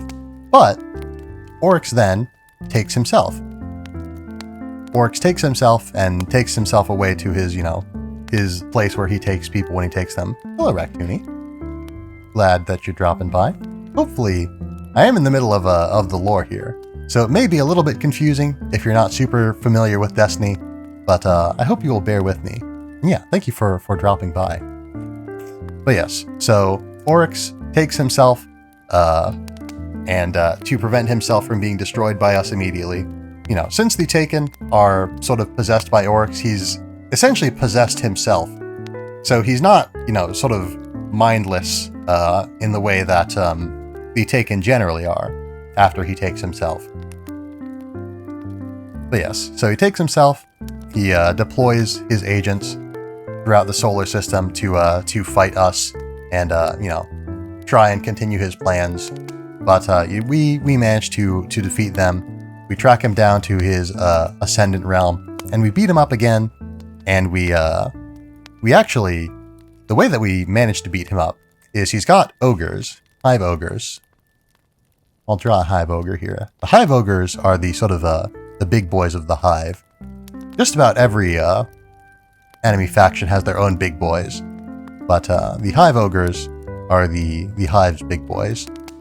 They're a little bit more meaty and a little bit less bony than a lot of the hive units. They're still pretty bony though, so I'll try to get that across. Still pretty spiky, sort of roddy looking. But yeah, they're a little bit more meaty than most though. Actually, I don't think they have claws, come to think of it.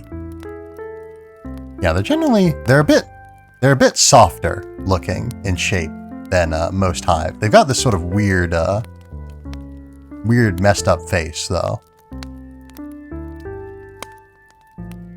But yes, so Crota in his Ascendant realm, or I guess his part of his Ascendant realm that he went to after taking himself, has these special ogres in it that are more special than regular ogres because they are light eater ogres. They are ogres who have absorbed light from killing a bunch of guardians in the past. Because the hive are really good at stealing light. We already established that they had a ritual that was draining the Traveler directly. But even beyond that, they can drain light from individual guardians and kill them permanently, which is something that's really hard for other people to replicate. Not impossible, but the hive are especially good at it. Somehow adding that one line makes this ogre look a lot weirder.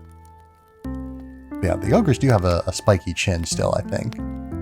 Spiky chins and like lots of, or 3 eyes, are sort of the cornerstones of the hive. Even the ones that don't have 3 eyes have the spiky chins.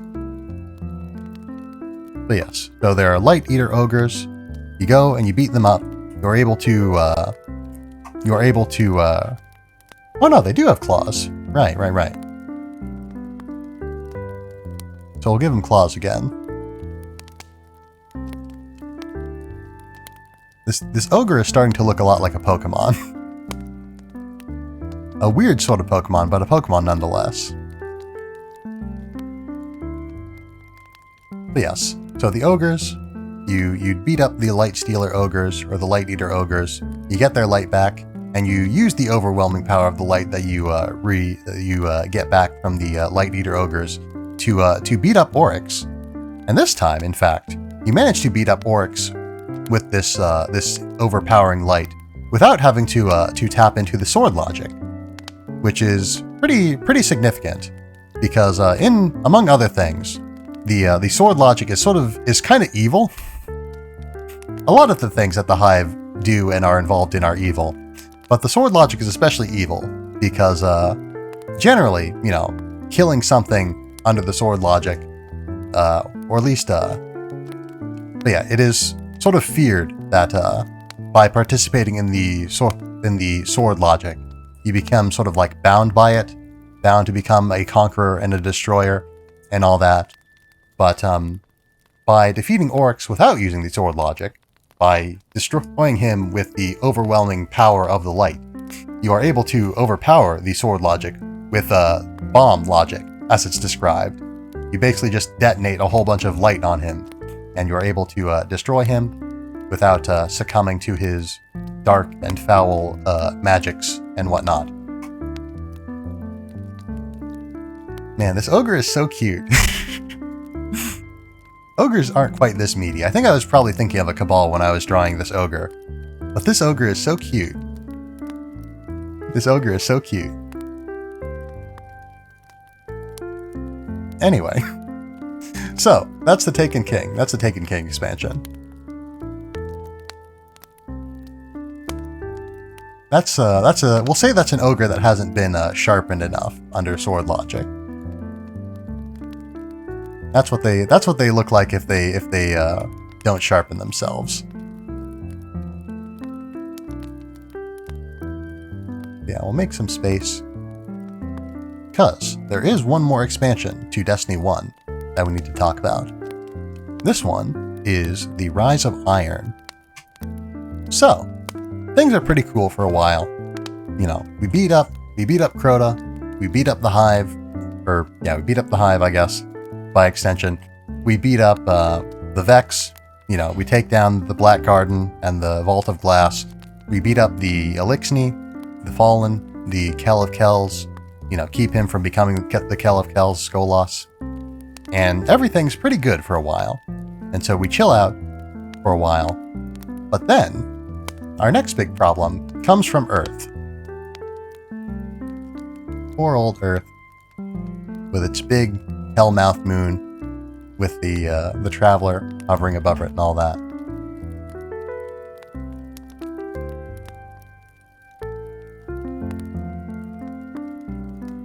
But yes, so the next problem comes from Earth. Yeah, more specifically, it comes from the Cosmodrome. That's a little picture of the Cosmodrome there. Trying to call to mind the picture I did earlier. But yes, the next problem comes from the Cosmodrome, specifically in the form of Siva. Yeah, Siva is sort of an odd sort of a nano machine type of thing. You know, it's was created during the Golden Age to sort of act as like a you know, let's do this in a different color actually. Let's do this in a different color so that it's clear that it's not actually, yeah, Siva's red, so let's do it in red. Yeah, it creates these like strands of stuff that attach to things. Yeah, it's like a nanomachine type of thing that was invented during the Golden Age to act as sort of like a universal building material that you can you know, make do whatever. It can interface with organic materials and synthetic materials, and it's all sort of you know, big and weird and kind of nasty. And we lost control of it after the Golden Age. More specifically, during the time of the Iron Lords, who I talked about a little bit in the past, they tried to take control of Siva. They wanted to use it, but it sort of went haywire, went out of control, started infecting parts of the Cosmodrome, and created an area known as that would come to be known as, rather, the Plague Lands, with all of its nasty red licorice strands. I don't want to be rude to red licorice. I do like red licorice. I don't know if I've ever had black licorice. I hear people say that it's not very good. I don't think I've had black licorice though. But yeah, so Siva infects a part of the Cosmodrome that would come to be known as the Plague Lands.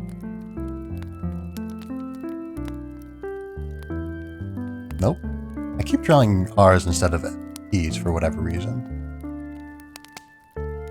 But yeah, so the Iron Lords, actually, most of them tragically pass away attempting to contain and destroy Siva. But yeah, so they go and they fight against Siva, like lands. They go and they fight against Siva, and they manage to fight their way into the sort of central replication complex where the Siva nanites are being made. Yeah, they go to the replication complex. They are able to detonate a bomb to destroy it in the efforts to destroy it. But yeah, in the process, all but one of the Iron Lords is killed, basically. I think there might have been one other who survived. But yeah, the Iron Lords as a organization essentially ceased to exist after this point.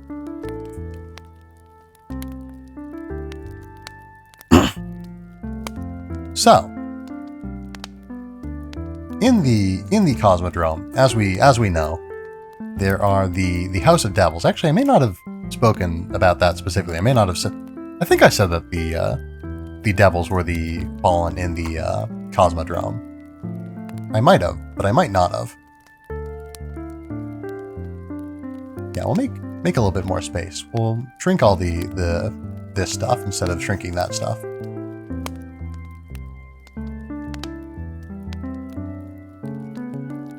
Here we go. Make some room. We lost a little bit of Oryx's crest there, but it's fine. But yes, so the House of Devils discovers Siva, they unearth it, and they're all like, this stuff is pretty cool. We like this.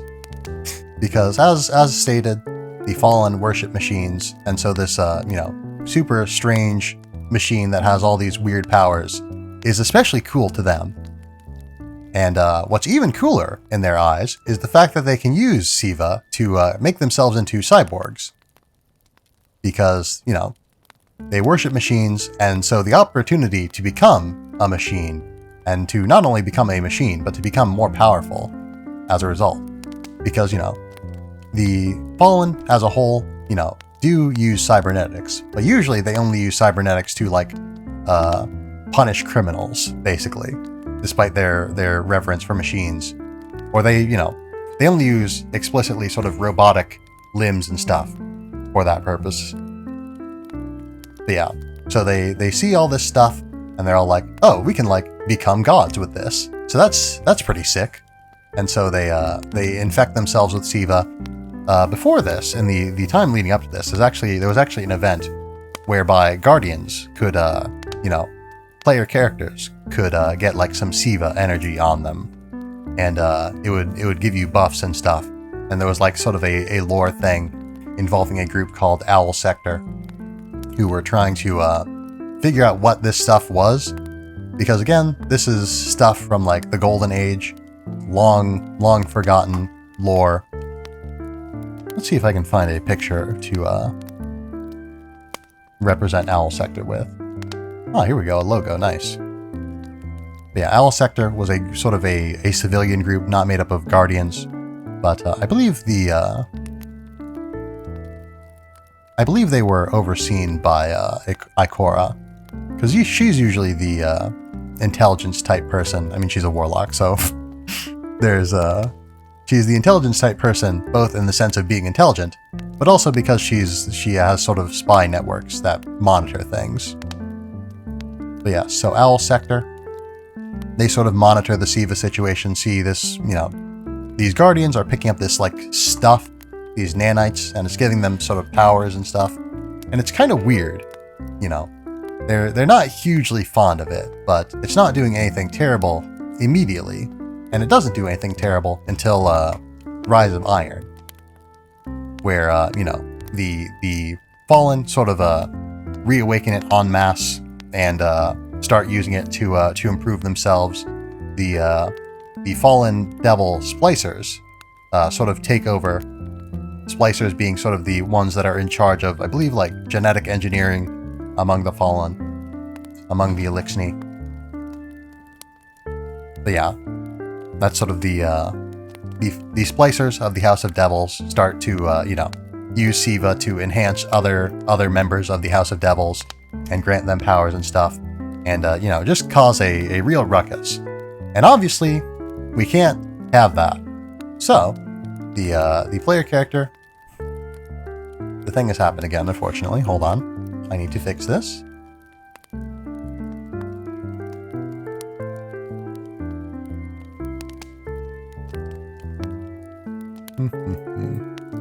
Because yeah, for some reason, again, if I try to click directly into the drawing area from outside of it, from a different monitor, sometimes it stops registering my clicks on anything other than the drawing area for a while. And I'm not sure why this happens or how really to stop it. It just sort of seems to stop itself after a while. Okay. Anyway, that's fixed. So, anyway, Nanites. Yeah, we figure out that they were originally, developed by Clovis Bray on Mars. There's the name Clovis Bray again. Clovis Bray has, as they say, their fingers in a lot of pies. A lot of those pies are not great pies. They're kind of dangerous pies. And the Siva is particularly dangerous. Yeah, Siva was particularly dangerous. There we go. That's a little bit of a more intelligible Owl Sector logo. But yes, so we also meet up with Lord Saladin, sort of the last of the Iron Lords. But yeah, my notes specifically say that he is the last of the Iron Lords, so I guess I must have been wrong when I thought that one of them might have survived. Let's put another log on the fire. Very nice. Alright, so I guess I could have let that burn out. I was going to step away for a little bit. But I'll be back soon, I guess, so it won't be a huge deal. Anyway, where was I? So yeah, we meet Lord Saladin, who has first-hand experience with with Siva. Let's get a picture of Saladin here. But yeah, Lord Saladin Forge is his name. He is the last of the Iron Lords. He's a big, cool, tough kind of guy. He's got a surprisingly gruff voice. Or at least I was surprised by how gruff his voice was, having never heard it up until recently. I guess I didn't know what he looked like before, so I didn't have much reason to believe that he would or wouldn't be gruff. But yeah, he keeps his hair sort of closely shaven.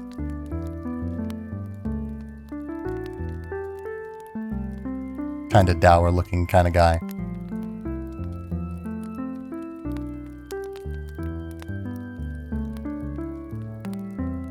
I think this is well, actually, I was going to say this is the closest we've gotten to drawing a portrait of any human character, or any humanoid character. But we did draw Eris Morn. Did not mean to insult you there, Eris.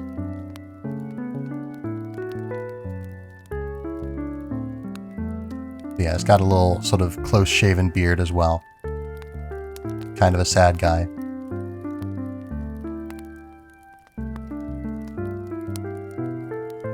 Alright, we don't need to put this much detail into the lips.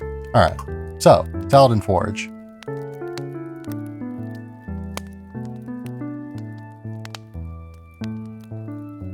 It's fine. Okay, we're good. No, we're not going to give Saladin silly-looking eyes. Hold on. Alright, I'm getting caught up. We're going to give him silly-looking eyes. Going to give him little bead eyes. Because I don't want to spend too much time on this. If you want a proper picture of Saladin Forge, you can find it in your own time, I suppose. Now he looks even sillier. But it's fine. It's fine. Where was I? Alright, anyway. So, he decides, the Iron Lords, yes. They, were destroyed, trying to destroy Siva. He's the last of them. And he decides, he sees you and he thinks, you're pretty cool. So what I'm going to do is I'm going to have you reignite our sort of ceremonial fire in That's not supposed to be there. There we go. Reignite our ceremonial fire in Felwinter Peak. And sort of, it's symbolic of the Iron Lords. But yeah, and so you do that. You do just that. You reignite their fire. He sort of makes you the first of a new generation of Iron Lords. But yeah, the mission, as I understand it, to sort of get the fire to Felwinter Peak is pretty cool. You have to fight you have to hold on to it while fighting off like waves of devils and all that. But yeah, you reignite the fire in Felwinter Peak in the Iron Temple. And but yeah, he helps you to find the replication complex and to go and to destroy it. But I did the thing again, unfortunately.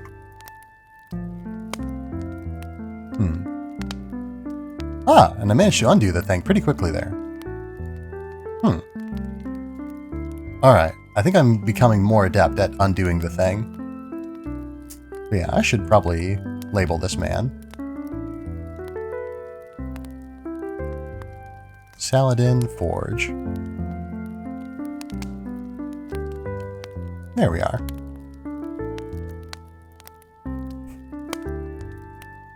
Man, there's something about this portrait. There's something about this portrait that I just love. I don't know, maybe it's just because it looks kind of silly. Anyway, so Saladin Forge helps us to find the replication complex. There we go and we seek out the source of the Siva. And as it turns out, the Siva has sort of infected the forms of the Iron Lords who, stayed behind to fight it and corrupted them, is able to sort of use their light to a certain extent, I think, their abilities to fight back against you, puppeting them all nasty. It feels just a little bit disrespectful to the fallen Iron Lords to give them such a kind of crude drawing here, but we don't have the time to go into too much detail. But yes, so there's a number of, I think there's like, there's several Iron Lords in there. You fight them off and are able to defeat them, and you are able to destroy the replication complex for real this time. But it's not quite over yet, because after that, there's almost always, an after that part. That's usually sort of the post main story raid. But yes, so a member of the House of Devils by the name of Axis, still has access, pun not intended, still has access. I wish it was intended, man, that would have been fun. But yeah, still has access to some Siva, and he has actually, modified himself really, really heavily with it, such that he has become what they refer to as Axis Prime, which is significant to those because he is Axis Archon Prime specifically, which is the Prime part of the name is very significant because normally Prime is a title that is applied to servitors. There are servitors and then there are prime servitors, with the prime servitors being the larger, more powerful servitors.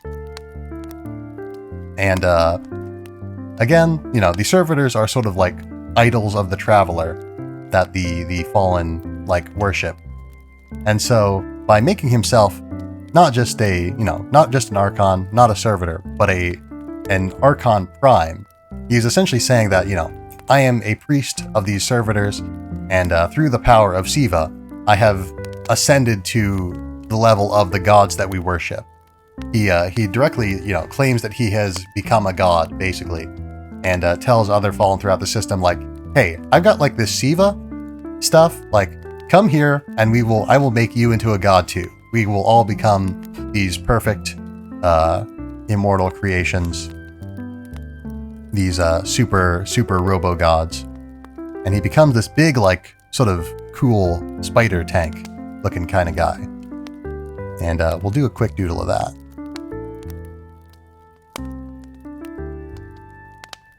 But yeah, now in my research, sort of seeing Axis Prime, I'm really sad that I never got the chance to fight Axis Prime. Because he looks sick, I must admit.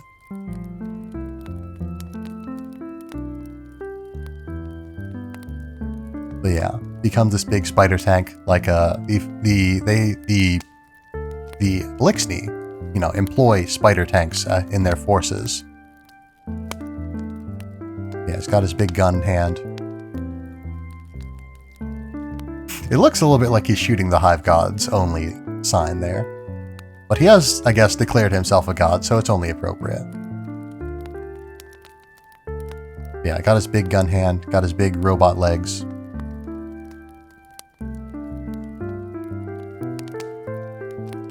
Big stompy robot feet. He's very spiky as well. It's hard for me to convey the spikiness properly. But yeah, he's got this spiky head. Can't tell if that's a part of his actual design or like a background element. He's really big. He's huge. Like he is, you know, armored vehicle size at this point. We'll draw him giving a little thumbs up because he's just so excited. Axis Prime is so excited to become a god. You know what? Give him little eyes here. And there's not really room for a smile per se, so we're going to give him a little speech bubble with a smiley in it. Because he's just so excited.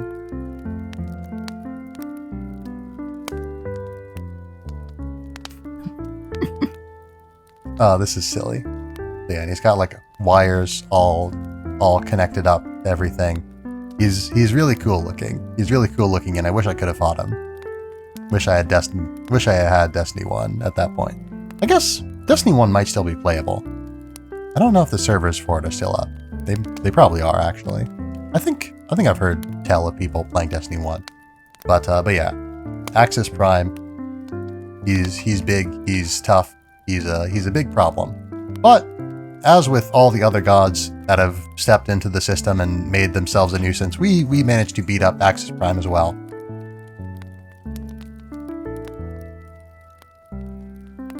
Yeah, we managed to beat Axis Prime as well, putting an end to the threat of Siva. For the foreseeable future anyway, you know.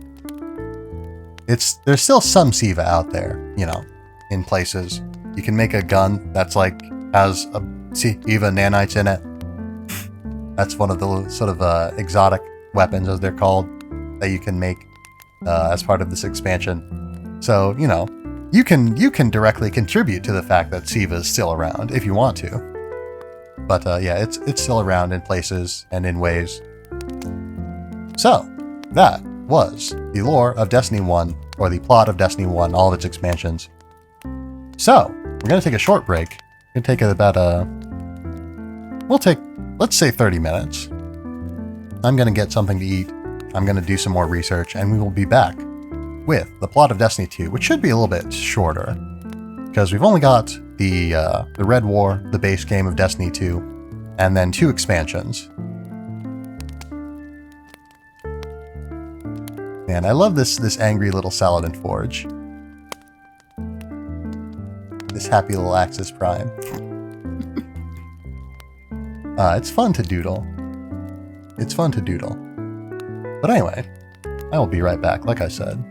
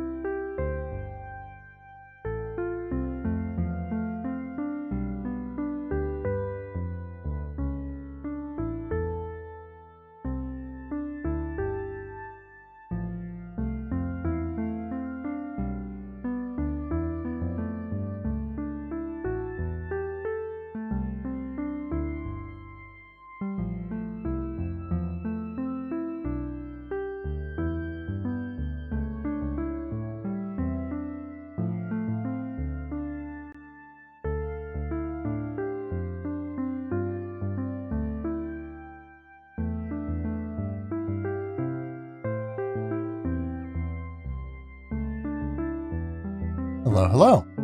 I have returned. It seems that we let the fire burn out. That's no good.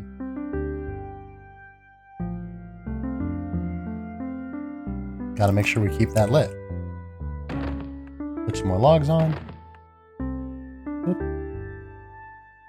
Okay, yeah, the BGM is on. Cool. Here we are. Let's throw another log on.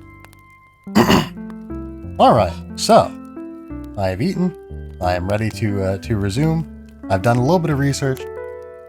Unfortunately, I think that the discussion of Curse of Osiris and Warmind, the 2 Destiny expansions that I didn't take notes on, might be a little bit scattershot, might be a little bit inconsistent with the quality you have come to expect. But hopefully, I will try to go over them in as much detail as I can with what I remember and what I've been able to dig up here, because I don't want to delay this any further. So yeah. So we will continue. Get back to the studio, and we will resume. All right. So. Let's get back to where we were. So, we just wrapped up Rise of Iron. But yeah, and I suppose a few more details to go over before we move on to Destiny 2 properly. But yeah, in Rise of Iron, you know, when you meet Saladin Forge, you impress him quite a bit. He makes you, he inducts you as an Iron Lord, basically. Makes you the first of a new generation of Iron Lords, like I said. Sip. Or at least sort of, wants to. I don't know if you explicitly become a member of the Iron Lords, but Saladin Forge definitely wants you as part of them. And would have you if he could. But yes. So that, from that, we sort of get from our interactions with Saladin Forge, we kind of get the closest that the main character ever gets to having a name, really. Most characters just refer to him as, like, Guardian, or, something to that effect, sort of by a title, rather than by a name. I guess this is kind of a title, too, and not really a name. But Saladin Forge refers to you as the Young Wolf. So you will often see the Destiny protagonist referred to as the Young Wolf.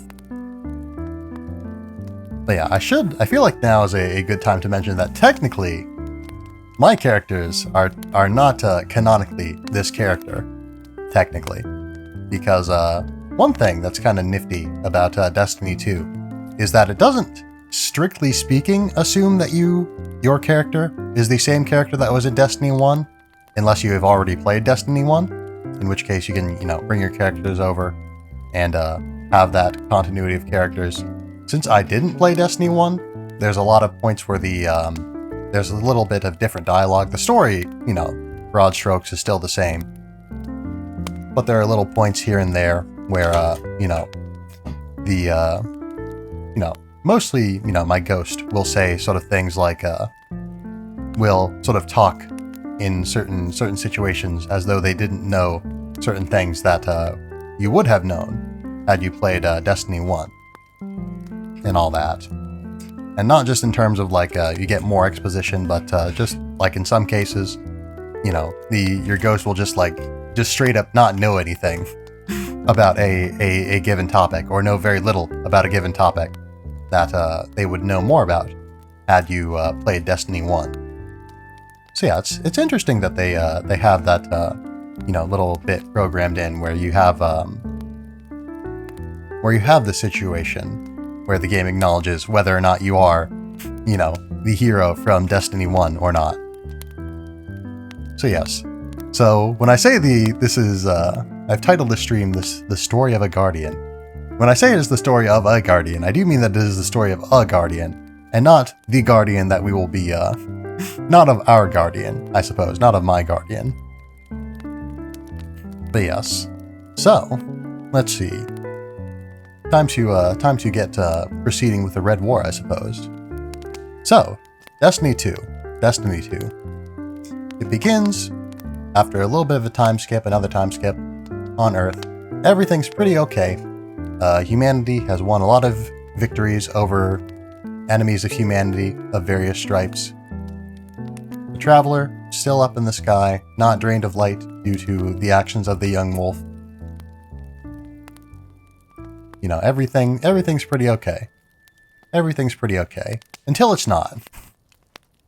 So, you know, you got the city here. The tower. Again, I'm pretty sure there's more than one tower with that sort of design. But, the tower, the city, Traveler.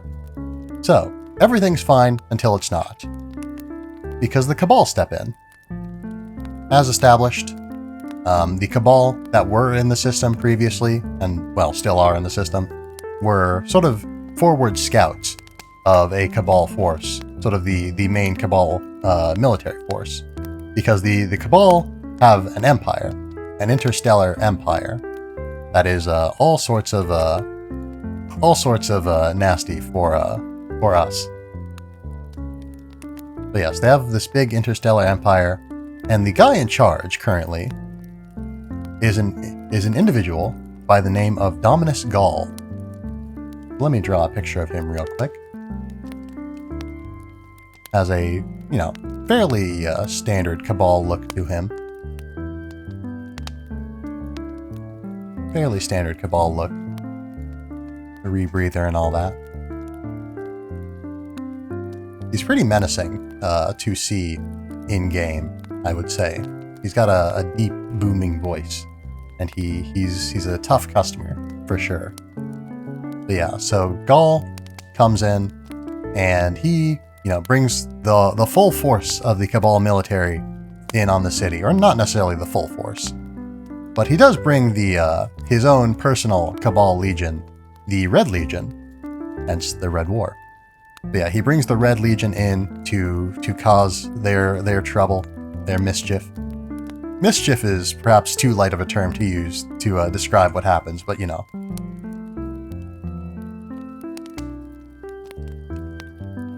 Give Gall some little eyes there. But yes, Dominus Gall. Dominus is his title, not his name. Gall is his name.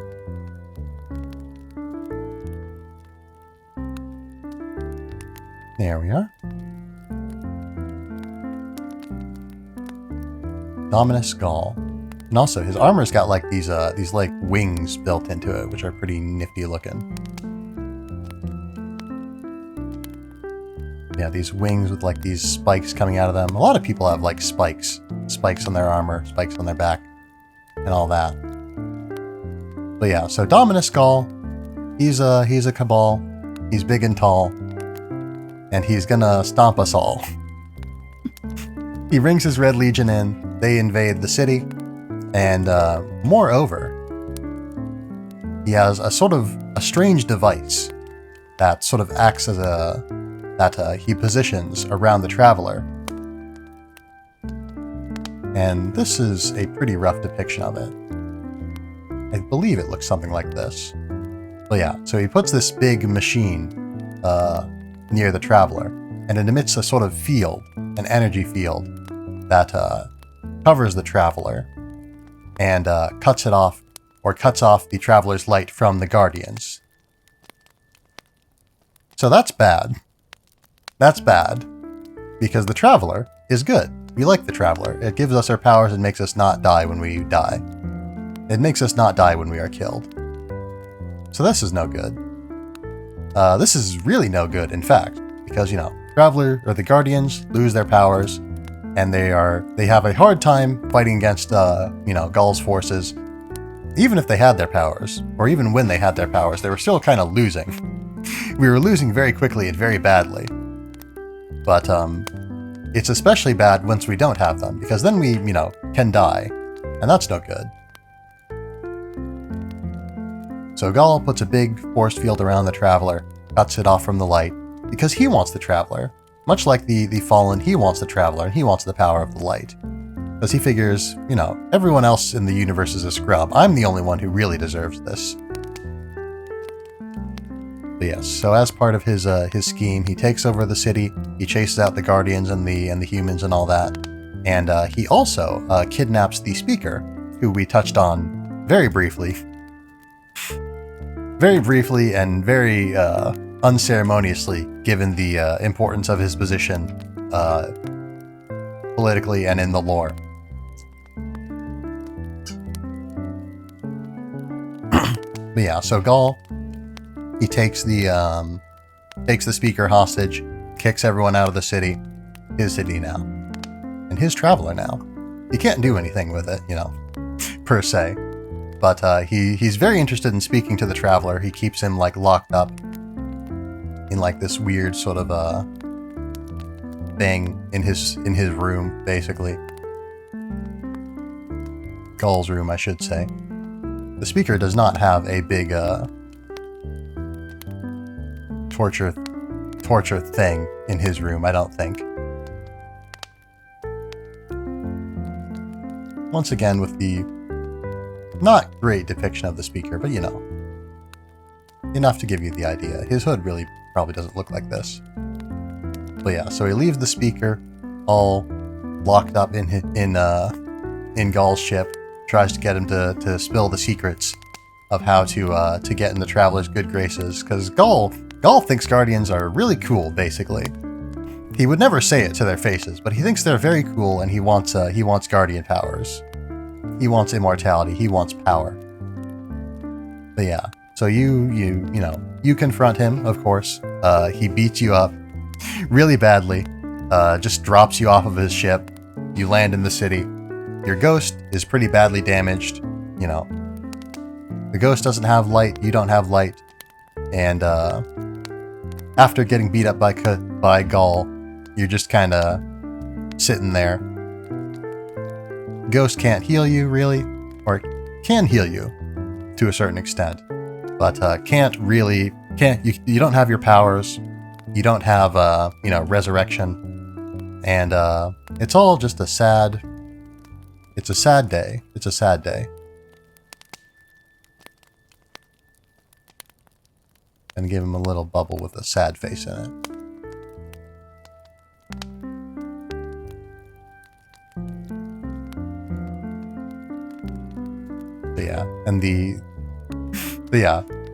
It is kind of funny, just like Gaul just decks you and just throws you off of his ship, and you just land on like hundreds of feet down. It's a wonder you survived it, to be honest.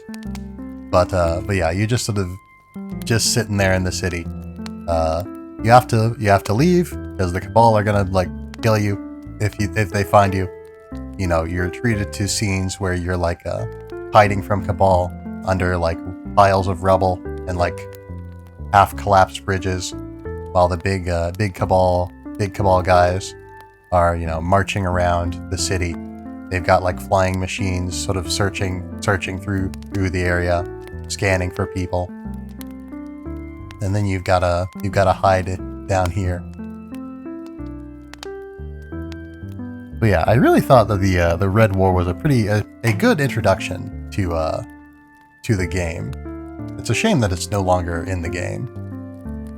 But yeah, so you hide from the Cabal. You go and you sort of search outside the city for anywhere you can be safe, anywhere you can sort of regroup with your fellow Guardians. You find groups of them just slain by Cabal. Just no hope of them returning with no light and everything. And it's really surprisingly effective at establishing or I guess not. Let's not say surprising, but it's very effective at establishing sort of the stakes, even without a prior knowledge of Destiny. And I'm realizing this now. I really do tend to draw pretty much all Guardians with just like these really simple sketches. I don't put a whole lot of time into them. But I guess there's not a specific Guardian look. All the Guardians have different looks. So it's hard to, draw a picture and say, this is a Guardian. But yes. So, you find, dead Guardians basically, no real, you manage to get out of the city. You manage to find some safety. You fight off sort of some cabal groups, some out looking for guardians to hunt them down and all that. You're able to survive for a while. You get a like vision of like a bird, a glowy bird that sort of leads you to yeah, it sort of inspires you, I guess. I'm gonna think of it. I don't remember the specifics of it. But yeah, so eventually you do end up meeting a gal, a human, or not a human. Well, she is a human, but a non-guardian, a civilian, by the name of Soraya Hawthorne. Let's get a picture of her real quick.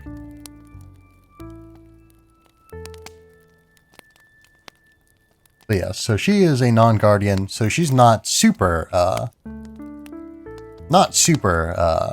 she's not really any worse off with the collapse of the city and the stealing of the Traveler's powers than she was otherwise in terms of fighting ability. She's used to, you know, not having Traveler powers on account of not being a guardian.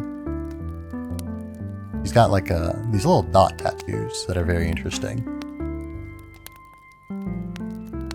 I'll have to give her like some more detailed eyes, or at least not dot eyes, to make it obvious that these aren't eyes.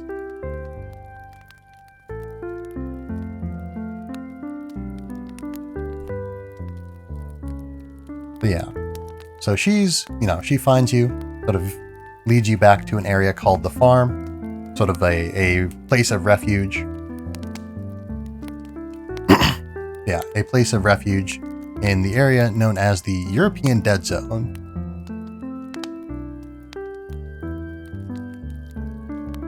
But yeah, an area called the European Dead Zone, the EDZ. It's a very interesting area to explore. It's one of my favorite areas in Destiny 2, and I'm glad that the EDZ is still around.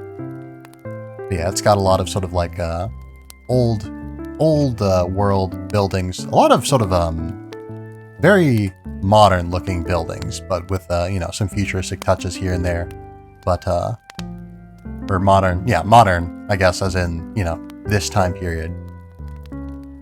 But yeah, a lot of them are sort of in ruins with big chunks taken out of them and stuff like that.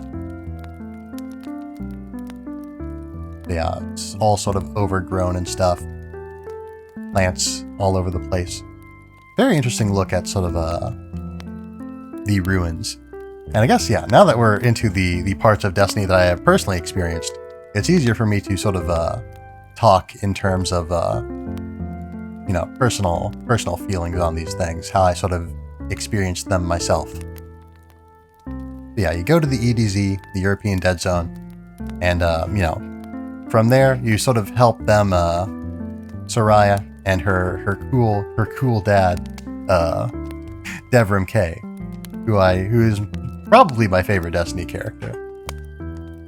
I like this guy. But yeah, we'll draw a little doodle of Devrim as well. He's also got a beard and mustache. He's a cool sniper dad. He's got a very dad haircut. Dad type haircut.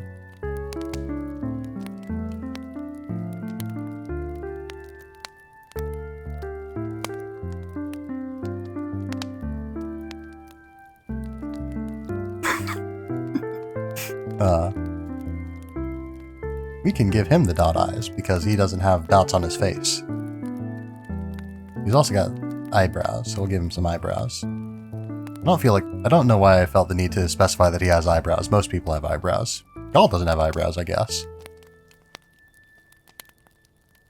Just of the people that we've spoken about thus far.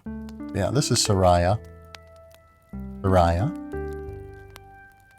Nope. Forgot a vowel there. And Devrim K. Devrim K.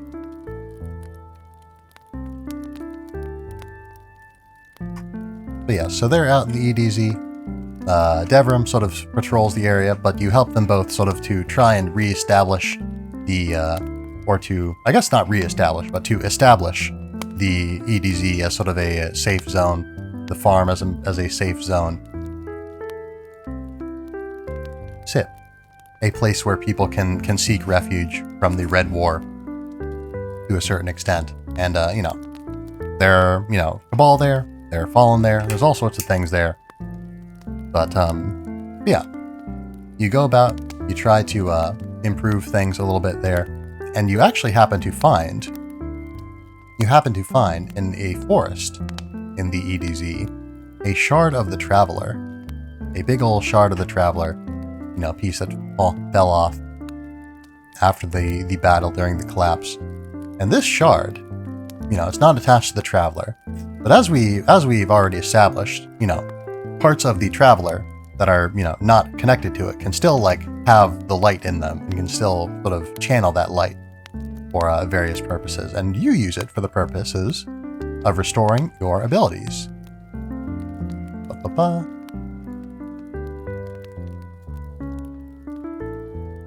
But yeah, you get your abilities back, and your ghost gets light back, and so your ghost can now, revive you and everything. You can use your class abilities again, and it's all very nice. It's all very well and good. And with that, you are a proper guardian again. And so you can, really start taking the fight to everybody now. And so you do. You go out and you start fighting people. You go out and you start fighting, mostly Elixni in the area. And there are mostly Elixni and Cabal in the area. The Cabal have set up a big base in the EDZ. They've got forces just sort of in the area. The Cabal are basically everywhere, but they are also in the EDZ. But, yeah, Elixni, of course, have always been everywhere, basically, since the collapse. But yes, so you are able, in one mission, to sort of repair a bit of transmission equipment, and you get a signal from Zavala, Commander Zavala, who sort of is broadcasting to all Guardians to say, hey, we are, establishing a base on Titan, the moon of, what would it have been, Saturn? Yeah, hold on. Where's Titan again? I mean, I guess Titan is on Titan. Zavala the Titan is on the moon of the moon, Titan. With another Titan named, Sloan. But yes, so, Titan is a moon of Saturn. We've established this. But yeah, you get a call from Zavala. But yeah, so the Vanguard has survived. Sort of encounter them during the intro as well. You sort of get to see them use their abilities to fight the Cabal and to try to protect the city. But it is not enough. But yeah, you get a call from Zavala. He calls you out to Saturn, to Titan. Soraya is not super happy about this because she doesn't really like the city, broadly speaking, and she also really doesn't like the Guardians especially, because she feels that they're kind of detached from, the little guy, the everyday concerns of the actual residents of the city. She feels like the Guardians are just sort of, there for their own purposes, sort of, almost. But yeah, moreover, she sort of feels that Zavala calling you away is basically, or at least you sort of answering Zavala's call to leave, is sort of a betrayal of you, working with her and helping to establish the farm a little bit more. But yeah, she sort of sees you leaving as you abandoning her. But of course it isn't. You can come back whenever you want to. You've got a ship that goes near light speed, so. But, it's not like she, as the character, can necessarily knows your intent as necessarily knows your character's intent, whether or not you intend to come back. And you do have to come back in the story, but yes. But yeah. So, you go to Titan, you meet the Titan Vanguard, you meet another Titan named Sloan, who I talked about. A little fun fact about Titan. Yeah, it's covered in liquid methane. Liquid methane. Is it methane or methane? I don't remember. Methane sounds more... I don't know, it doesn't sound quite right, so we're going to say methane. It might just depend on your accent, I suppose. But yeah, it's covered in liquid methane. Yeah, a big ocean of liquid methane is where sort of the parts of Saturn that are, or the parts of Titan that are explorable is. But yeah, it takes place on like a bunch of like floating platforms in this big methane sea.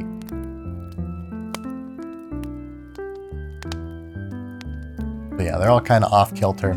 They've got like hive nests built into them in weird lumpy shapes and patterns.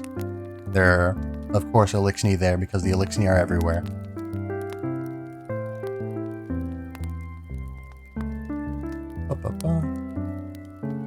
There we go. Titan. Yeah, more specifically, we'll name it. We'll give it the name of the area that it is. It is the New Pacific Arcology, is what it's called. I think it's the area around the New Pacific. New Pacific Arcology. The area itself is, I think, just the New Pacific. But yeah, so there's these big, like, platforms built in the methane sea. You explore them, you do some missions for them, sort of help them regroup, because, you know, Zavala called a bunch of other Guardians up here to try and retake this area as to serve as a base, or to launch their counterattack on the city to retake it from the Red Legion. But it really didn't go well, because Guardians, as it turns out, are not very good at fighting without the ability to come back to life. That sort of became an integral part of their combat doctrine. Just sort of or at least of most of their skill sets, the idea that, yeah, we might die, but we will come back. But now that they don't come back from dying, they tend to die a whole lot more, and they don't accomplish a whole lot on their own. But yes, so you, as someone who can't die permanently, or at least won't die permanently without some pretty severe, intervention, you are able to sort of solve the really severe problems that they are facing in the New Pacific. You are able to secure the area. But yeah, I guess what I was getting at when I was talking about the fact that it's covered in liquid methane is the fact that methane becomes a liquid at like a really, really low temperature, like just like minus 300 degrees or so Fahrenheit, if I remember correctly, which is, you know, all well and good also. But yeah, it is what it is on its own. But yeah, let's see. Oh no, it's minus 258.68 degrees Fahrenheit specifically. But yeah, anyway, you see Zavala and Sloan, his buddy, who I mentioned before. But yeah, she is Deputy Commander Sloan, counterpart to Commander Zavala. But yeah, Sloan, she just sort of like is out there on the New Pacific Arcology without like a helmet or anything in this weather that must be like almost negative 300 degrees. Zavala is too. But yeah, they're both just sort of out there with no light and like with their helmets off and stuff. Sloan is also has her arms exposed, but that, yeah. So, you know, this is not a great situation for them to be in theory, but they're both pretty chill. They're both pretty chill about it. Pun not intended, but I really wish I had intended it. So maybe I shouldn't say when I don't intend a pun, so you can assume that I did intend it and think that I'm funnier than I am. I am still pretty funny even regardless, though. But yeah, anyway, Sloan is on, Titan with, not dressed for the weather, I would say. It's not, super cold. It's not obviously super cold on Titan. It rains very well. I guess it probably rains methane, but yeah, like it doesn't. Yeah, I guess because most of the time frost and stuff would be caused by, water vapor, but and yeah, the areas that you do go to that do presumably or seem to have water are like inside, like in the New Pacific Arcology, which was specifically, designed as a place for people to live. So it's presumably not almost negative 300 degrees Fahrenheit. Negative 161.49 degrees Celsius, incidentally. But yeah, I guess it would be even colder than that. Because or it could be even colder than that. Because that is the exact temperature at which methane becomes liquid. But yes, anyway, I'm getting not ahead of myself, but just sort of away from myself. The point that I'm trying to make is, they do bring this up at one point in some in-game lore, an in-game lore book sort of thing, where someone questions why Sloane is able to just sort of be there on a planet that's covered in liquid methane and thus should be super cold. And the reason that she gives is because she moisturizes. So, don't neglect your skincare, and maybe you too will be able to stand on the surface of a minus 300 degree planet without proper protective gear on your face and arms. Presumably that means that Zavala also moisturizes. I wonder what Zavala's skincare routine is like. But we're getting off topic. Anyway. I know it probably seems like it, but I did not plan that specific part of the Zavala thought there as a joke. I did prepare the Sloane part as a joke. But anyway, I don't need to explain these things. We're burning time. Anyway, so you make things pretty nice on the New Pacific. You help them out against the Elixni and the Hive, and it's all better. It's not great still. Because they want to be on Earth, and Zavala's pretty sad because of all the Guardians that died under his command, and his inability to protect the city against the overwhelming force of the Red Legion. But yeah, he waxes philosophical a little bit about, without the light, are we even Guardians anymore? All that. But yeah, our next stop is to go and find Cade, because he wants to get the Vanguard back together, so that they can, launch a coordinated strike. Yeah, wants to get the whole Vanguard together. And mostly, he wants to, get the Vanguard together and get you to do the vast majority of the work, because you are essentially the only person who has even a half-decent chance of standing up to Gaul and not just being instantly flattened. Because, even before, when you did have your light, you did kind of get flattened. I guess you did lose your light, like, midway through the fight with Gaul, I think. You got flattened pretty badly there. With your light, you might stand a chance.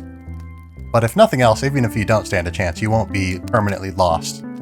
So,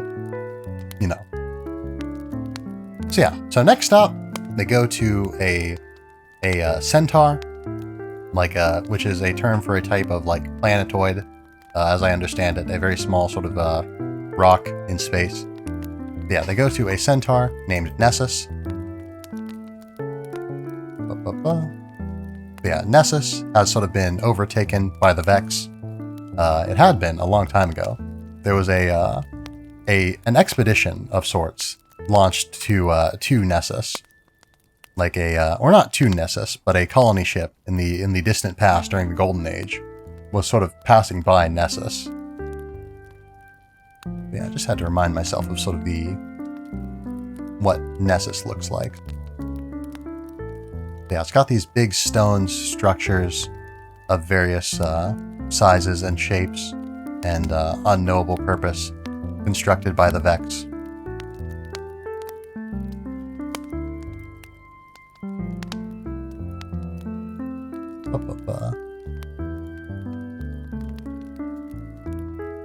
Yeah, these red slopes, or there's red grass all over Nessus. The Vex really spruced the place up, because, Nessus wasn't, terraformed by the Traveler or anything. The Vex just sort of, decided, we want some grass here. That'd be nice. And so they did. They put some grass there. And it is pretty nice. I like Nessus. If Devrim is probably my favorite NPC, Nessus is probably my favorite, locale. And then you got, little Vex portals and doorways and stuff leading to all sorts of things over on Nessus. But yes, so also on Nessus is Cade. Cade 6, our good friend, the only character in Destiny, as he has been called. But yeah, so on Nessus, Cade 6 is there. He's looking for a Vex teleporter, so he can use that to basically just teleport directly to Gaul and shoot him in the face, ideally. That's probably not going to work necessarily, But, you know, Cade's the type of guy... Pardon, my goodness. Cade's the type of guy that tries that type of strategy. He's a real in-your-face kind of guy. But yes, so Cade is on Nessus. He's looking for a Vex teleporter he can use to get back to Earth and back to within shooting in the face range of Gaul. Preferably, you know, doing so quickly and so easily that Gaul isn't able to detect him and all that. But unfortunately, Cade does get stuck in like a... also, there's like waterfalls on Nessus of like a radiolaria that we mentioned earlier. The nasty stuff. It's described as looking like milk. It's a little bit more transparent than milk, and also it glows, which milk generally doesn't, in my experience. I've never seen milk glow. I guess maybe I'm just drinking the right type of milk, or maybe the wrong type of milk if my milk doesn't glow. The milk that I drink doesn't glow. But yeah, anyway. But yeah, so Cade 6 is on Nessus. He's doing his thing. He's getting stuck in the Vex portal network. He gets caught in a time loop. But also on Nessus is a robot. An ancient Golden Age AI by the name of Failsafe. And unlike the other Golden Age AI that we know of thus far, Rasputin,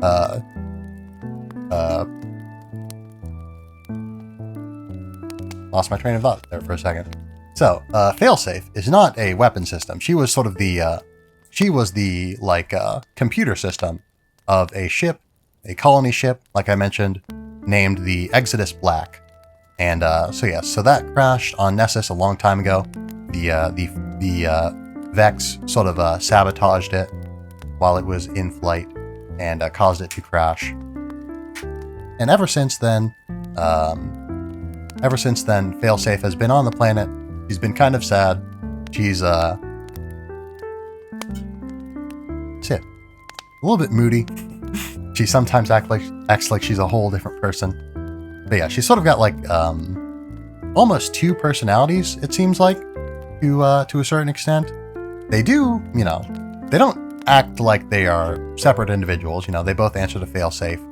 And, you know, sometimes she will begin in like begin a sentence with sort of, yeah, they also have a very distinct tone to them. And like the lights that she uses to sort of represent herself change whenever she goes from one voice to the other.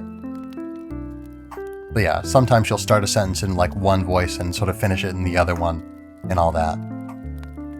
But yeah, so Failsafe is there. She's sort of she's a little bit exasperated with Cade, but she thinks you're cool enough. She decides that you're the new captain of the Exodus Black so that she can help you. And so she helps you to recover the Cade unit, as she calls him. Even though she's a little bit exasperated with him and thinks that he's a real goofster from all of his antics and getting caught in the Vex portal network. But yeah, Failsafe hates the Vex. She hates being stuck on Nessus. She's just kind of in a mood, like I said. She's had a long time to nurse her grudge on the Vex for killing her crew. But yes, so together with Failsafe, you manage to break Cade out of his time loop. You manage to get him to, you know, meet up with Zavala so that they can start planning. Cade is, given his performance here, Cade is perhaps not necessarily the first person that you want to go to when you need to come up with a plan to save the city, but you know, it goes well enough, I suppose, in the end. But yeah, anyway, after that, you go to another sort of planetoid named Io. You go to Io, where you meet Ikora. Io has also been sort of messed up by the Vex a little bit. It was actually the last location of the Traveler prior to the sort of the collapse. That's where it went before it went to Earth to confront the darkness. And yeah, Io has these like huge like Vex structures. It's sort of interesting, Yeah, how these two planets are both sort of vexified as their sort of their gimmick. There's a lot of Vex stuff that goes on in Destiny 2 in general, but we'll get into more of that later, I suppose. Yeah, it's got these sort of complex-looking structures. They are greebled, if you are familiar with that term. I won't go into too much detail about it, but I do love the word greebled and the concept that it represents. But yeah, these big shapes look a little bit like bismuth crystals, but like more artificial and robot-y.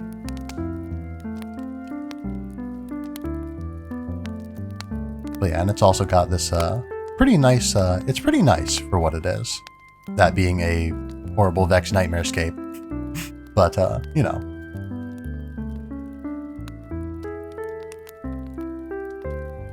But yes, Io. This is a good enough depiction of Io, I feel like. Yeah, Io is very pretty, I must say. It is a very pretty planet. Or a pretty planetoid. A lot of the sites in Destiny 2 are very nice looking.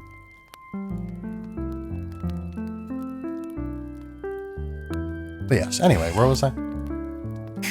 Anyway, yeah, so it's got Traveler energy on it. Ikora's there. She's looking into what's going on there.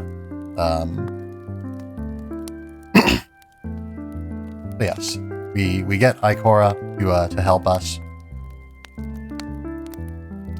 That's it. Yeah, while we're there, we also meet another warlock. We meet another warlock named Asher Mir. He is a researcher of the Vex. He's got like a Vex arm. He's got an arm that's been like, he's sort of, he's like, in the process of being converted into a Vex, basically. Because the Vex radiolaria, as it turns out, is not just nasty, and it's not just visually similar to milk in some respects. It is also infectious. It's nasty. It turns you into a Vex. Yeah, so Asher Mir's got like a Vex arm. He, like, I think he mentions in like one bit of lore, like he accidentally cut himself one day and he found that he was like bleeding radiolaria instead of, blood. Yeah, his ghost, if I remember correctly, like he like released his ghost from his service, basically, so that he wouldn't mess up his ghost. Whoops. When he sort of succumbed to his Vex infestation, in a sense.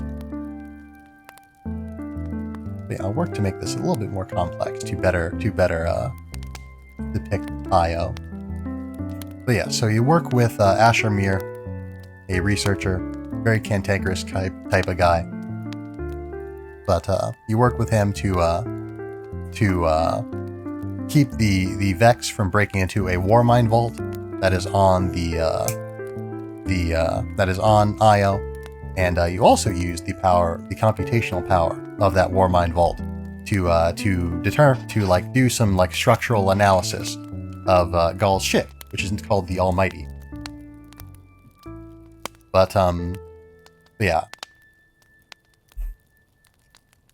Look, where was I? Okay. You can tell that I'm far beyond my usual stream time because I'm losing my mind slowly. But anyway, yeah, it's long. It's a long stream today. But we will persevere. We will persevere so that we can finally play Destiny after having spent so long talking about it. Anyway, where was I? So yeah, so you break into a Warmind vault, or you do break into it. You don't get permission from Rasputin or anything to do this. You do help him by making the Vex not break into it, but you do, just sort of enter yourself. You invite yourself in to visit this shard of Rasputin. And so you're there, you do your thing. You determine some stuff about, or you learn more about the sort of tactical situation with the Cabal. More specifically, the Cabal have this big ship. This big ship that's essentially a gun that is pointed at the sun. This is the sun. So yeah, and so the Almighty is I'm trying to, hold on, I'm getting my lore confused. Okay, I need to be clear on this. Hold on. Yes, the Almighty. Okay, yeah. Yeah, okay. Yeah, it's not his ship. It's a super weapon, my bad. Yeah, another super weapon has entered the system after the Dreadnought. So yes, so the Almighty is this big, nasty ship that the Red Legion made. Gaul loves this thing. It's his pride and joy. So yeah, but it's essentially a gun pointed at the sun, like I said. It's got a big laser pointed at the sun, and so Gaul can, pretty much whenever he feels like it, just sort of give the order, and they will shoot the sun with a like big laser blast that will cause it to explode and destroy the solar system, which is not great. Not a great situation to be in, because that means that we can't fight. We can't directly fight Gaul necessarily, because even if we kill him, he can just destroy us. He wants the Traveler. But he doesn't really care about the solar system. But if he can't have the Traveler, then he can at least deny it to us. Is his sort of game plan there, I suppose. So yes. So yeah, so we learned about the Almighty and it's the fact that we, can't just attack Gaul, and we can't just attack the Almighty either. Pardon. Oops. Yeah, we can't just attack the Almighty either, because if it explodes, that could be bad. Just like the Dreadnought. But yes. So what we decide to do is we send the main character, a young wolf, or me, in my case, just me. I am no wolf, young or old. They send the main guardian guy with all of his light powers, all their light powers, I should say. Being a warlock, or being a titan, or a warlock, or a hunter, or all three. You can play through the game as different classes at various points. You can't be the same class, or you can't be multiple classes on the same character, of course. But yeah, being a hunter, warlock, or titan, or whatever, you go onto the Almighty, you disable it, shoot some of the systems on it, so that the ship itself doesn't blow up, but you do destroy its big sun gun, and prevent it from destroying Earth, or destroying everything really, but including Earth, or at least prevent it from being able to do so. Gaul had no intention of immediately using it to do so, because he's still in the solar system, and he doesn't want it to blow up while he's there, at least. But yes, so you disable that, so now you can go fight Gaul, and so you do.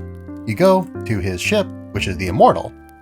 You go to the Immortal, and the Vanguard makes their way to the ship. They plant the teleporter there, and teleport you onto the ship to fight Gaul.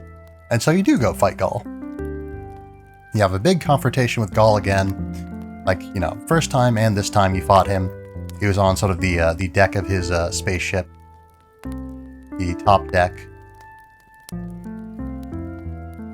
Looks roughly like this from my recollection, but I don't have a super clear memory of it. But yeah, it sort of slopes out like this. But yeah, so you go to the Immortal. He is immortal. But yeah, you go to the Immortal, you confront Gaul, and you have a big ol' fight with Gaul. And you win. Because of course you do. You're the main character. Why wouldn't you win? But not all is well, because Gaul isn't going to be taken down that easily. No. Gaul, upon being defeated on the Immortal, reveals that he too is immortal. Basically, he has stolen the Traveler's light, and he has managed to figure out how to use it to empower himself, at least. if the Traveler's not going to do it, he's going to do it himself. And I should also mention, we've really not treated the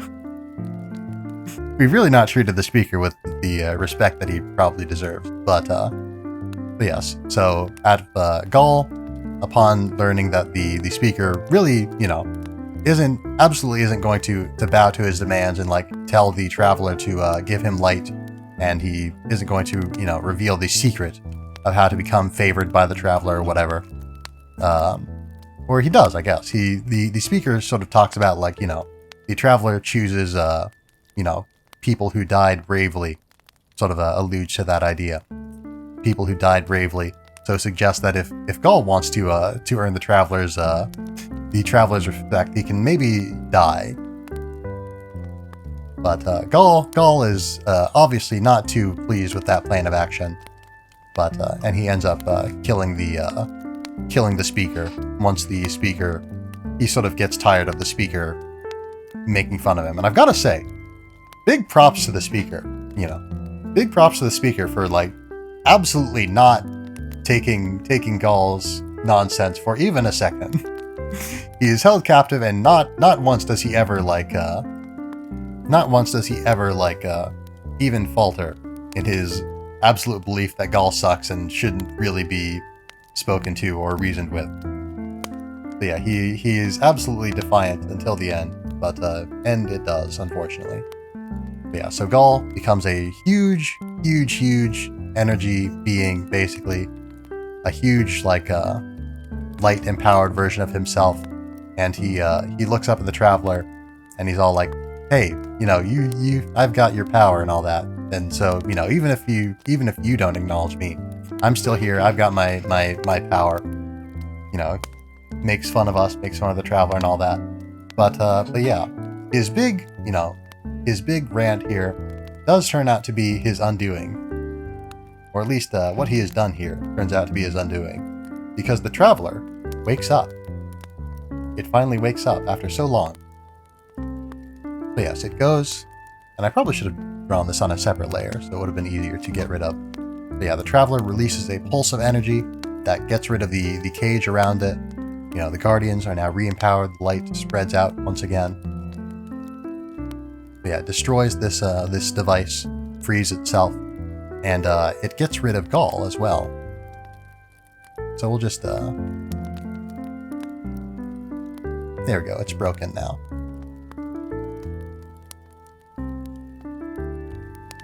But yeah, destroys the cage, keeping it captive, restores light to the Guardians, sends out a big pulse of light into the solar system, and just absolutely destroys Gaul. Just gone. He's gone. The Immortal stays there for a little bit because you're still standing on it, but Gaul's just gone. Has been erased by the Traveler, now awoken. And so that is the conclusion of the Red War. But we're not done yet. We've got two more stories to go.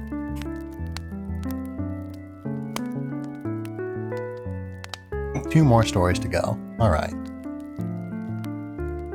So, that is the Red War. So now we will go and we will talk about Warmind and Forsaken. Warmind and Forsaken. Or no, not Forsaken. Sorry. Curse of Osiris. Yeah, Curse of Osiris is the first one, so we'll go over that first, obviously. But yes. Hold on. I need to readjust my browser window here. Got messed up somehow at some point. But yeah, anyway. Here we are. Okay, so, Curse of Osiris. First, what you need to know is I think I was going to talk about Osiris and some notable historical guardians, I think, at one point. But I think I was intending to do that, I think, during what ended up just being the Guardian class and subclass stream that we did last week. But yeah, so Osiris is a warlock, a very prominent warlock. Let's see, I had a picture of her. Ah, there we are. Here's Osiris. We'll draw him. I just realized Osiris does have like a patch on his equipment that looks a bit like the warlock symbol, so I wonder if that's where they got it. Because yeah, so Osiris We've said his name a whole lot already, but he was like the Warlock Vanguard. I think he might have been the first Warlock Vanguard also. But yeah, he was instrumental in the defense of the city during the Battle of Six Fronts. He's described as being so good at fighting that it was like he was in multiple places at once. He just like zoom, zip, zap around the battlefield all cool like, and everybody thought he was super cool for a good long while. But then they sort of didn't think that he was super cool after a while. Yeah, he's got sort of a eye on his helmet here. It looks like a bird. His helmet looks like a bird. I tried to give the impression of these little sections being eyes. Now they look a little bit silly, but I guess it's not a helmet. It's like a sort of a face mask more than anything. But yeah, so he's got that. He's got a face covering. He is the king of social distancing.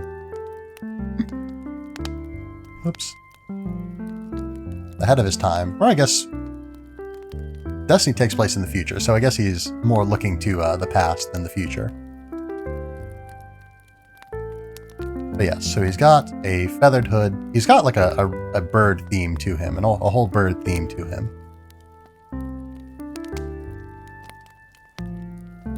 Yeah, we'll try to make this brief. It's not just the speaker that we're making look silly, it's everyone we're making look silly. The feathers don't stick up like this either.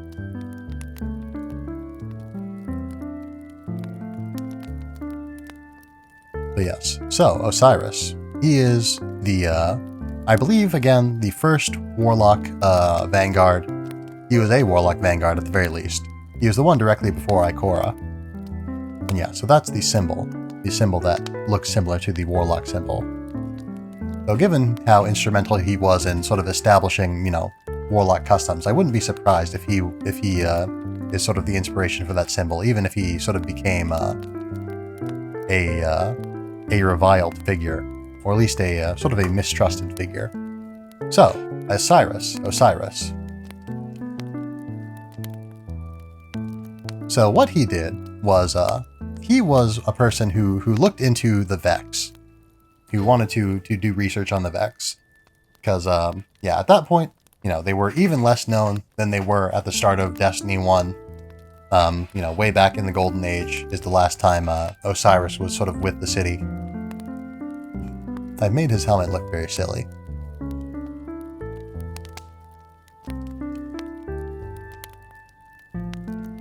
But yes, so... Pardon. Need to recapture my thoughts. Maybe I should have taken a longer break. But anyway, Osiris. So, he started looking into the Vex, experimenting with their tech, sort of trying to figure out what's up with them. People sort of worried that he was getting obsessed, in particular the Speaker, who he was very close with previously. People worried that he was getting obsessed. I just noticed he has sort of like a triangle-y pattern on like his sort of neck part here. But yes. So people, worried that he was getting obsessed with the Vex. He was talking about, he sort of started talking about, weird stuff. He had an insight into their, from his research, he had an insight into their, time technology that nobody else really had at that point. And so, he started talking about stuff that was going to happen in the future, what was to come. And people just sort of assumed that this guy's gotten a bit too obsessed with the Vex, and he is not in his right mind. So we should make him not be here so that he's not a danger to everyone. Because he didn't mean to necessarily, but he did sort of cause a cult to to form around him.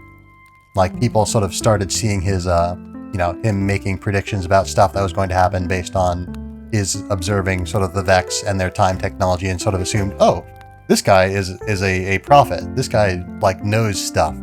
And he sure did know stuff, but he didn't know stuff because of mystic powers. He knew stuff because he was experimenting with time travel technology. But yeah, so people, some people, didn't trust him. Some people trusted him a whole lot.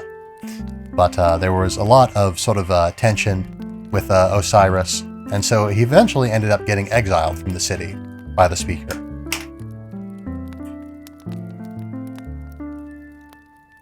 That's it. But yes, so he was like I said, he was the Warlock Vanguard before Ikora. Sort of passed the torch on to her. I guess, I don't know if he did directly. He was he did teach Ikora. So I guess it almost seemed natural that as a person who studied under Osiris, but wasn't part of his weird cult, that she would take up the slack. But yes, so let's see. Get some more images to reference for our purposes. But yes, so anyway, so after being exiled, Osiris didn't give up on his efforts to sort of research the Vex and figure out their secrets. If anything, he pursued them even more, now that he was no longer, in a position where people were going to try and stop him too. So he ended up, getting involved with sort of more Vex time travel stuff. More specifically, for the purposes of this expansion, he ended up exploring sort of their facilities on Mercury. Yeah, let's see if I can get a good image to represent Mercury with, or at least the explorable parts of Mercury.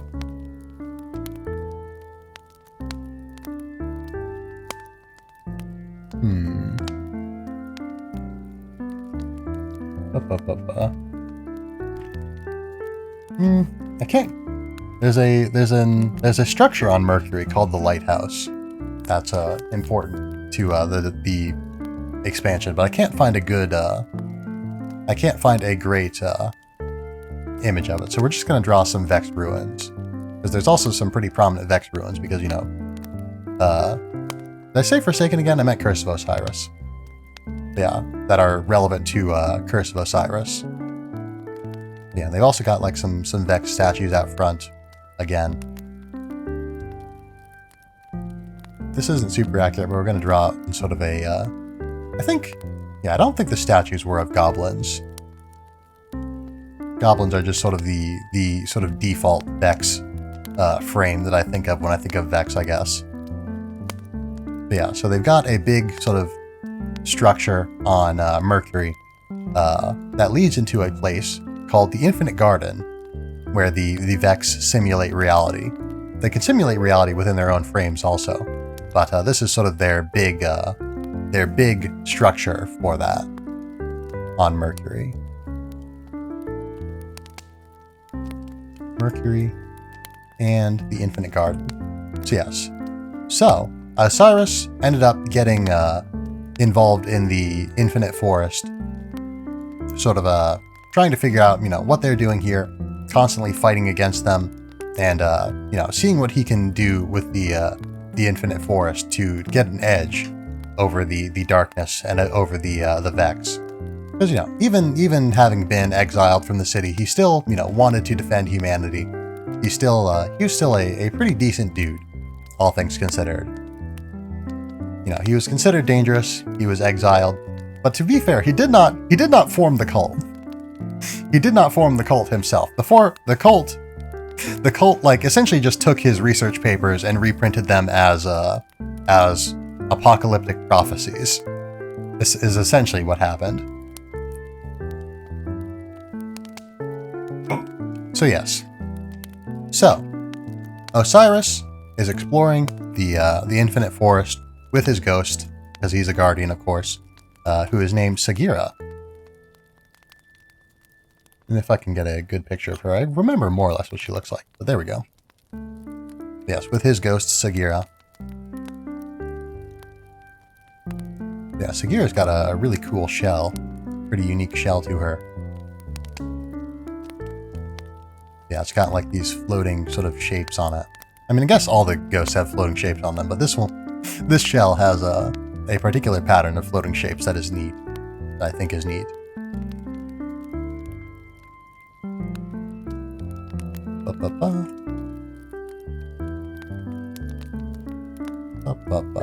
There we go. So yeah, so his ghost, Sagira, and him were exploring the Infinite Forest, and you know, Osiris was looking into alternate timelines and simulated realities and stuff. And one day he realized, oh, this is kind of bad, huh? Because he saw something in the Vex network that concerned him. Sagira didn't quite have time to catch what was going on, because the Vex, in their simulated realities that they were exploring, you know, found Osiris doing his business.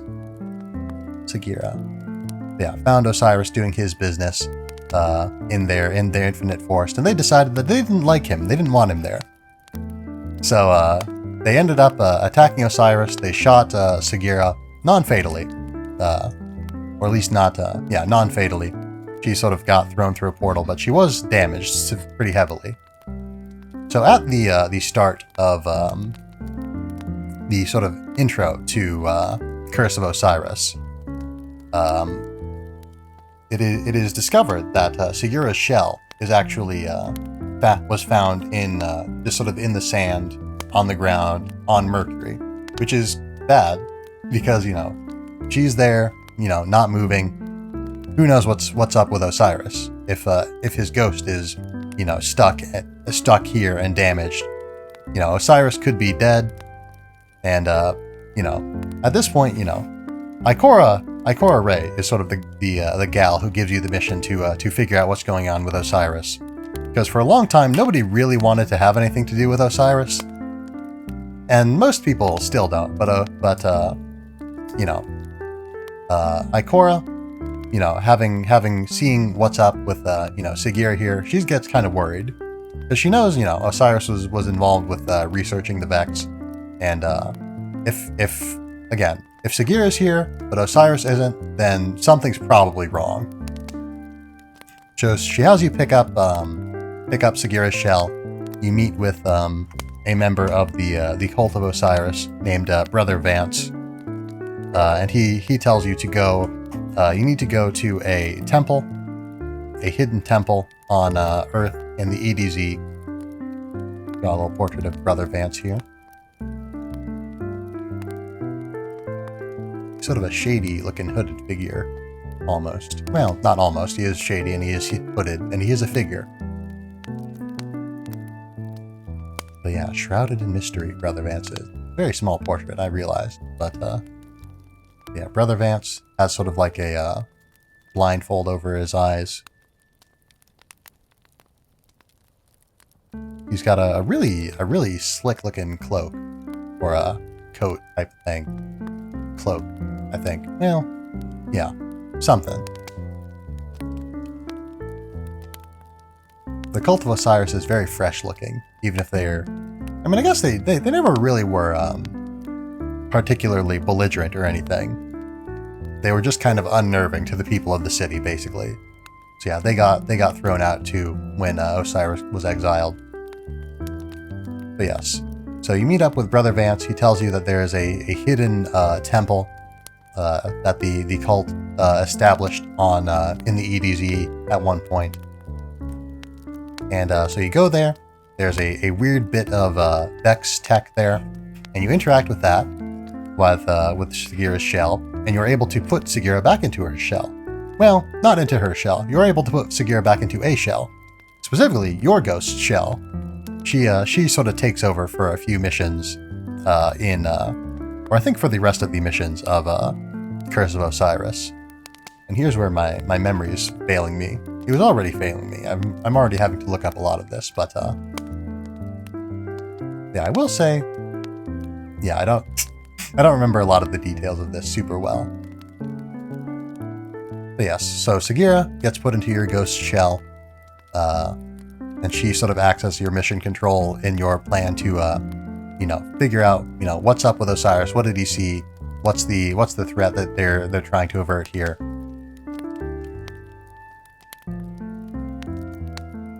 Yes, your ghost. There we go. Good enough. But yes, so you go into the infinite forest, and it's really hard to get around in because it's infinite, and it's constantly shifting as the Vex do all of their simulations. And Sagira, despite having been there for so long, you know, she can't really figure it out. So it turns out, I think, let's see, I don't think you contact Osiris at this point, because he's, well, I guess that's a bit of a spoiler, but yeah, he's still alive in there, you know, exploring, trying to keep the Vex from doing their awful plan. Sit. But yes, so Osiris is in there. But yeah, but you can't get to him. You can't really explore the infinite forest on your own. So you need to go to various locations. I can't remember where exactly. But yeah, you need to go to other locations throughout the solar system to, yeah, I guess for the sake of time, we won't go into so much detail. But yeah, you need to go and you need to get a, you know, a map of the infinite forest, I think from, I guess it's, one of the locations is Nessus and the other one is Io, and I don't remember the exact order that you go to them in. I think it's Nessus first. Or no, Io first. You go to Io to get a map of the infinite forest. It's, you know, constantly changing still, even the map. So it's still inconceivable to even Sagira. So she decides, okay, so we can't really do anything with this on its own. So we've got to go to and get a Vex mind from the other planet, Nessus, I think. Yeah, we need to go to Nessus and get a Vex mind, or a piece of a Vex mind, so that I can like hook myself up to that and use its computing power to try and figure out like what's up with the infinite forest, and so we can navigate it. And so she does. She does. Well, you do it for her because she can't shoot things on her own. But you go to and you get a piece of a Vex mind. You duct tape it onto Sagira, so she has more processing power. And so you're able to sort of figure out what's up with the infinite forest and all of its weird timelines. There's like cubes of like time or like whatever, sort of weird cubes all over the place in it. And the place itself is constantly rearranging. It's kind of hard to draw something that's constantly changing, or at least to draw the concept of something constantly changing. So, you know, it's a weird structure. It's not super hard to conceptualize once you're in it and like you know, doing stuff in it. But I can hardly think of how to depict the idea of it constantly shifting, which I guess you really can't with an image that isn't constantly shifting. Maybe if I could make one of those like optical illusions offhand, but no. Anyway, so with the power of this Vex mind and the power of this Vex map, you're able to chart your way through the infinite forest.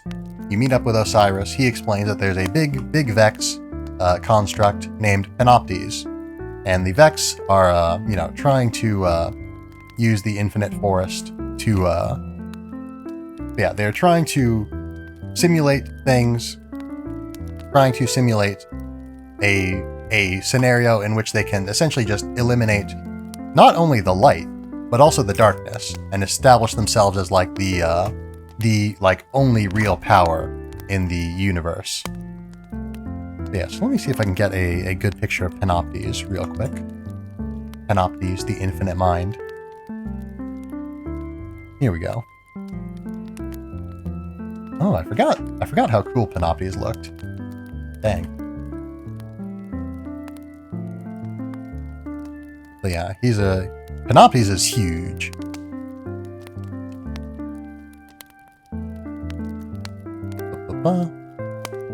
Yeah, so Osiris is all like, yeah, I figured out Panoptes is doing this weird thing. The Vex are trying to figure out how to create a world with no light and no darkness, with only themselves as, again, the sort of dominant powers in the universe. And obviously that's not great. You know, we don't want the darkness, but we do want the light, so we need to stop them. But yeah, so Panoptes is, again, huge. Big, sort of winged looking figure.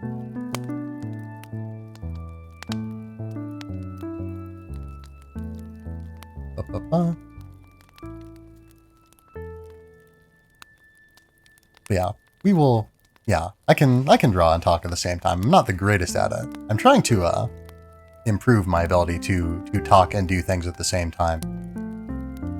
So we will attempt to do that. So yeah, so Panoptes is out doing his thing, simulating stuff, as one does in the Infinite Forest, figuring out a way to. I've already established this. We don't need to go over that detail anymore. So, you know, essentially, Osiris does the classic plan. Whenever there's something that's really bad going on, send the Guardian, this one Guardian, to go fix it, basically. Because, you know, it's worked so far. It's worked so far. Even when this Guardian was arguably not a Guardian anymore due to the influence of Gaul stealing the light, they still managed to get everything to work together in the end to get Gaul out and save everybody. Panoptes has got these like little 3-fingered hands. But yes, so Osiris sends you out to stop Panoptes from doing Panoptes things, and you do. You manage to beat up Panoptes. I guess I can like take the arm and duplicate it rather than drawing it on the other side. But yeah, so you beat up Panoptes. You manage to neutralize the immediate threat of the Infinite Forest. But yeah, Osiris stays behind to continue sort of exploring the Vex simulations and using them to try and, you know, gain information on the Vex and do what he can to assist the city. But yeah, he doesn't like, you know, rejoin it per se, but you know, he had never really sort of abandoned it. It had abandoned him, but or the people of it had abandoned him, I suppose. But he never turned his back on the light or anything, like people had feared that he had or would, with his obsession with the Vex.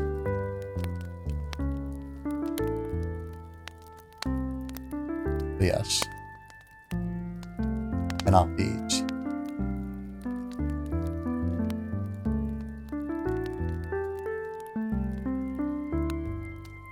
There we go. Alright, so again, missing a lot of details there, but I guess the details aren't super important. We got the broad strokes. So yes, so that is Curse of Osiris, which just leaves us with Warmind. And I'm very glad that we've only got the one left, because I'm getting a little bit tired here. My throat's a little bit sore. I maybe should have made some tea or something to enjoy to help things out. Sit. So yes. So we're in the final stretch, everybody. I hope you are still present physically and or mentally and can process the information that are still in a position to process the information, even if I'm seemingly rapidly losing my own coherence. I just realized I didn't even like, well, no, I did type Panoptes. I just wrote Panoptes, but I did it in kind of a weird way. I thought I'd wrote Panopto with just sort of a weird looking O there, but that is an E. That is an E and an S. Just not a very good looking one. We're gonna rewrite that.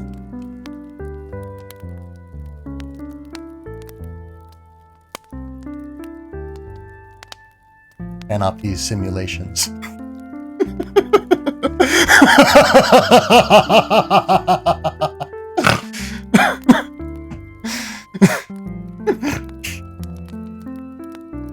Oh, why is that so funny to me? My goodness.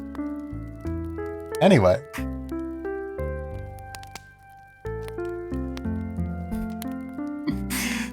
Pardon, I need a second to recompose myself.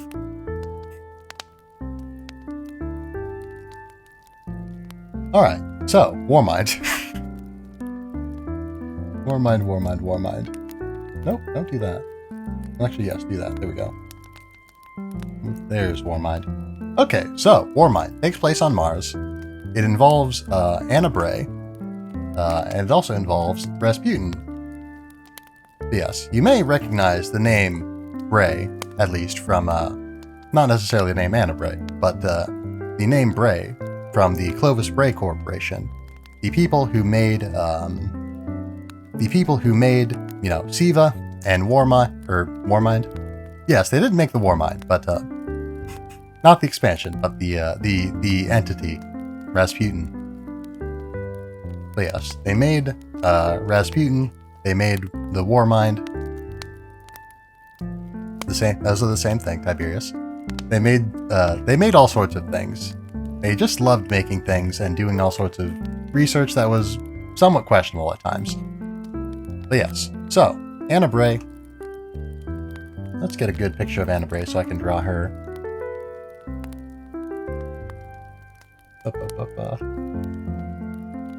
This will do.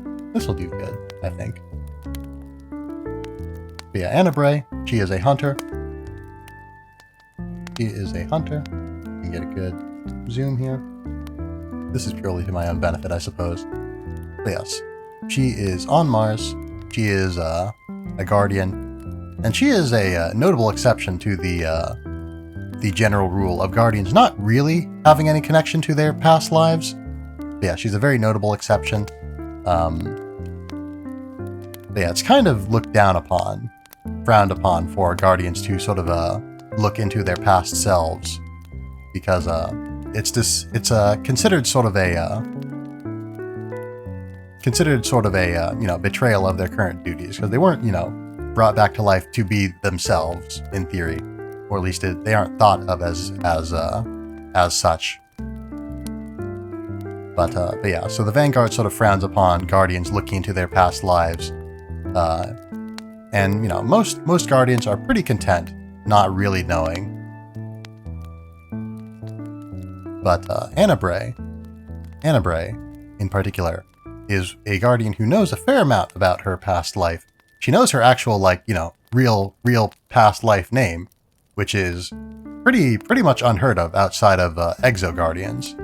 Exo Guardians generally do remember whatever their name was before they became Guardians, because it is, to a certain extent, I suppose, probably programmed into them. But, literally, because Exos are, robots. But yes, Anna Bray happened to be resurrected with, her name tag still in her pocket or something like that. So she knew, immediately who she was, broadly speaking. She doesn't have, sort of the experiential memories, I don't think, of her past life. But she came to life as a guardian knowing that she was Anna Bray, at the very least. But yeah, so she's a researcher. She or an explorer, adventurer, as I guess explorer and adventurer are sort of a common hunter traits, not so much researcher. But yeah, so she has an interest in sort of Clovis Bray Corporation, it being, the family that she was a part of in her past life. But yeah, Anna Bray.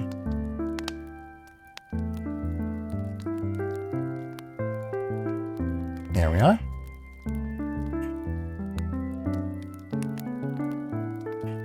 Now, where was I? Anyway, so yeah, she's a hunter. She's exploring Mars. She's looking into Rasputin because she happens to have a connection to Rasputin. She was involved in Rasputin's connection, in fact, in her past life. But yeah, she is on Mars. She is exploring Mars. And as it turns out, way back when, during the Dark Age, the Hive ended up getting involved in Mars, and more specifically getting involved in Rasputin. They launched an offensive against Rasputin. So Rasputin decided, I don't like this, so I'm just going to freeze Mars, basically. Mars at that point, I believe, Mars at that point had been terraformed and was pretty okay, broadly speaking. It was a pretty okay planet and not super cold. But Rasputin decided to change that in order to fight the Hive. He froze it over, or at least he froze over the part of Mars that he was on. You can go to a different part of Mars as just sort of an explorable area in Destiny 1. But the particular part of Mars that Rasputin's core was in, which is located around the area known as the Braytech Futurescape.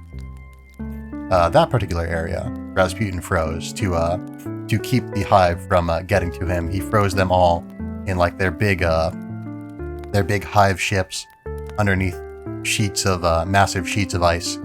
These huge transport ships of Hive. I'll draw one here. They've got a weird shape to them, incidentally. A lot of the things that the Hive have weird shapes. Whoops. There we are.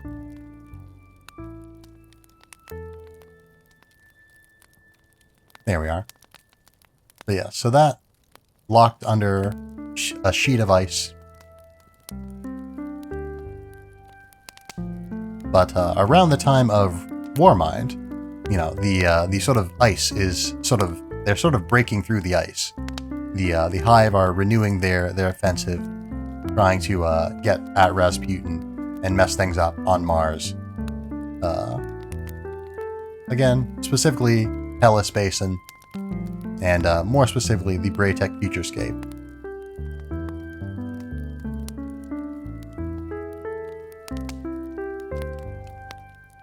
Yeah, an old Clovis Bray facility.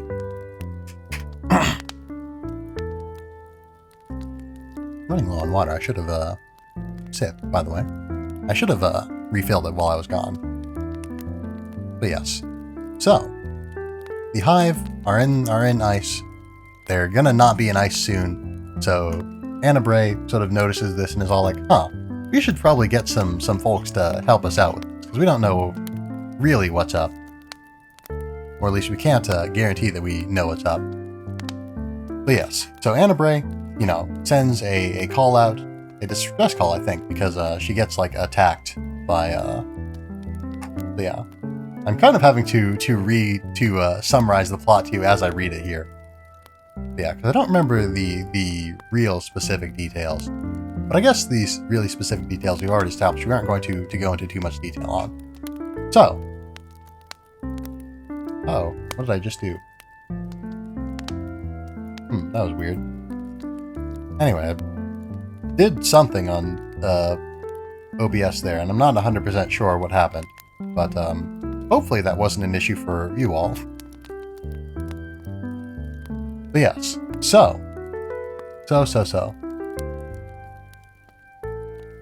Alright.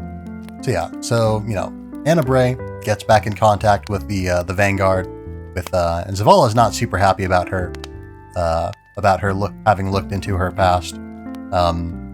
Notably, Anna Bray was also involved, I think, in the Battle of Six Fronts, or either the Battle of Six Fronts or the Battle of Twilight Gap, I'm not sure. She was missing, presumed dead, after one of those battles, but as it turns out, she wasn't dead. She just sort of was AWOL. So Zavala's not happy about her, in particular, you know, sort of abandoning her duty to the city and the Traveler and all that to go out and, like, you know, explore on her own, just purely of her own initiative. Which is, again, a pretty hunter-y thing to do. But hunters do that, you know, at the behest of the Vanguard, broadly speaking. Even the most independent hunters generally do still work for the Vanguard. But Anna Bray, you know, just decides one day, it seems like to him, like, you know, I'm in this battle, I'm fighting against the enemies of humanity in one of the most desperate struggles that humanity has had thus far, and I'm gonna just sort of leave. I'm just gonna leave now and go do my own business and not check in for centuries, basically. Which is not a great look, to be honest. So I can understand why Zavala would be mad to a certain extent. But yes. So, you know, she sends out a distress signal.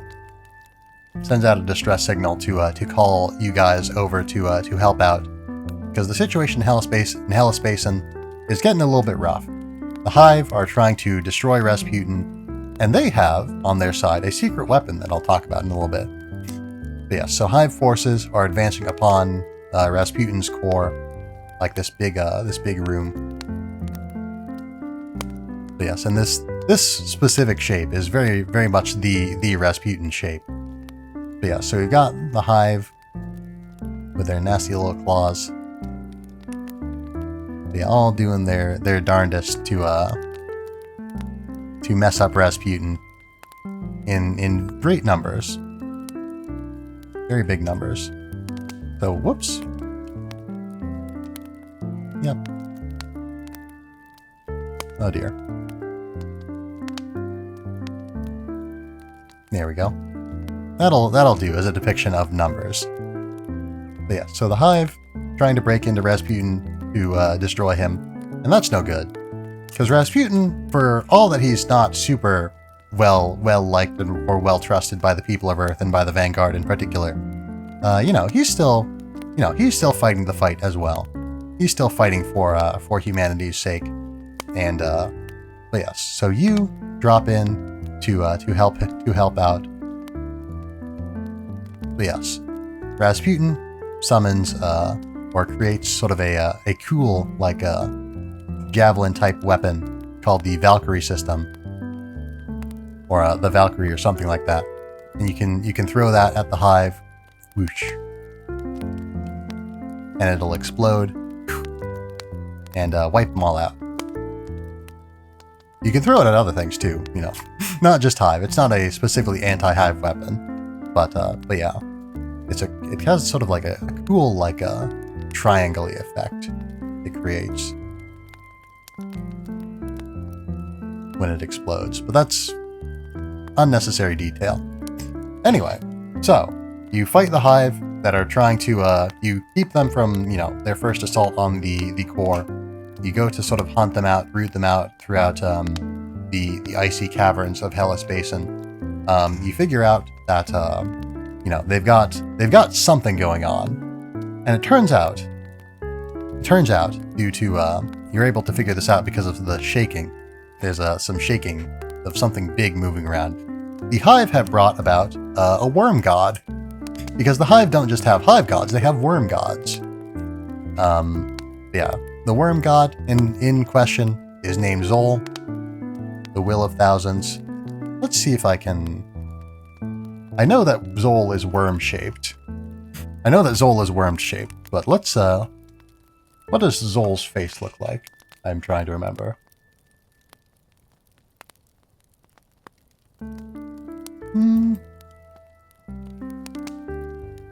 There's not a whole lot of really great...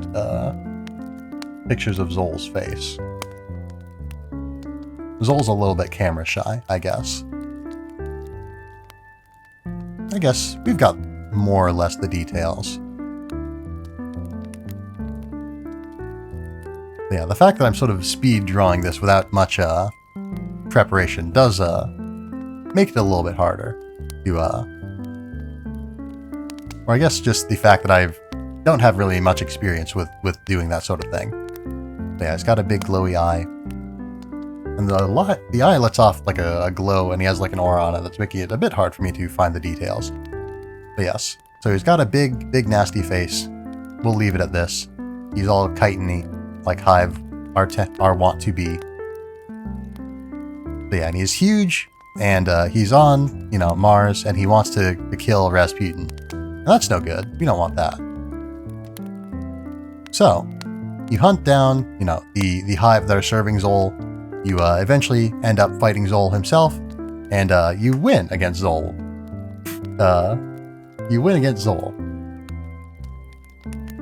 But yeah, I don't know, that felt a little bit anticlimactic, but I guess that's what I get for not preparing. I don't get to plan out my sort of dramatic scenarios, or present these in a super dramatic fashion. But I guess we'll talk about... Alright, so, you do win against Zol. We've already spoiled that. But, I'll talk a little bit more about the events leading up to that. So yeah, so you learn that Zol is there. He was sort of on Mars when he got frozen, and he's pretty angry about all that.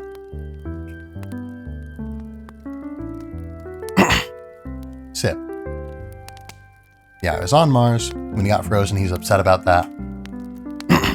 He's directing the Hive forces, and so yeah, Anna was all like, "Okay, we need to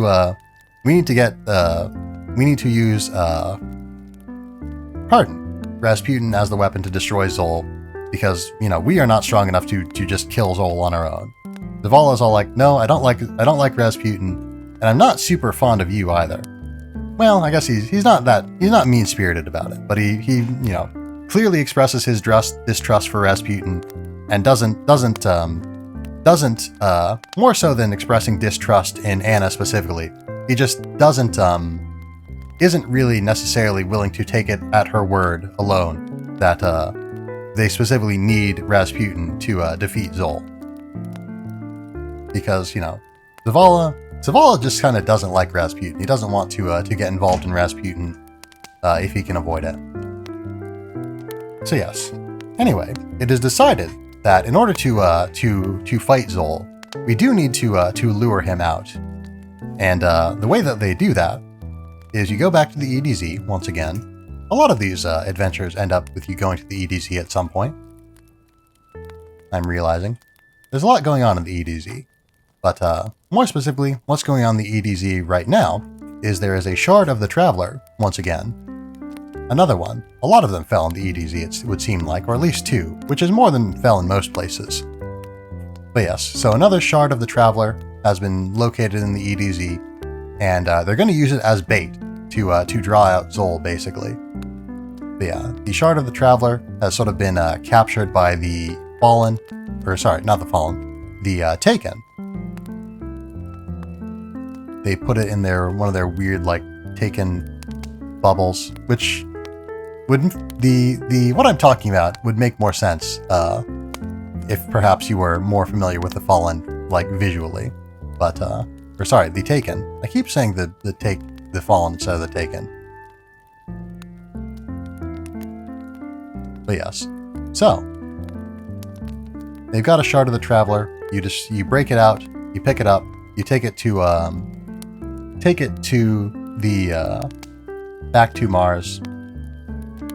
But yes, yeah, Anna Bray like has Rasputin shoot a Warsat, which is a part of the Rasputin sort of defense network. They're often used as projectile weapons, despite being like satellites in theory. But yeah, they're often used as projectile weapons. Whoops. During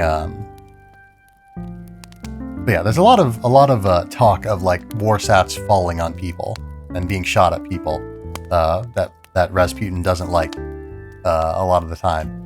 They're used as weapons more so than they are used as monitoring devices, which is what they are supposed to be, or at least they in the actual gameplay, in the lore, I'm sure they're probably used for their intended purpose a bit more often. But yes. So you break this shard of the Traveler out of the Fallen containment field.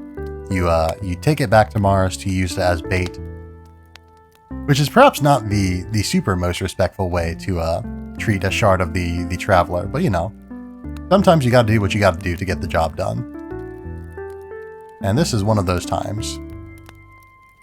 But yes, so you take the shard back to Zol. Or to Mars. Take it back to Mars. You go and fight some more Hive. You draw out Zol with the fragment. Zol is not he does he is drawn in by it, but he doesn't like eat it basically immediately. He doesn't get super distracted. He decides, we've got a Guardian here. I know that Guardians are a threat, so I'm gonna just crush this Guardian by collapsing the cave that they're in. And so he does. You survive, of course, because you're a Guardian, but it's going to take more than just a little cave-in to destroy you. But yeah, you make it out, and Zol is sort of heading directly at that point to the facility to destroy Rasputin. And Zavala at that point decides, you know what? All right, we do need to. I don't necessarily like Rasputin, but I especially don't like the Fallen, or I got the Fallen confused with the Hive now.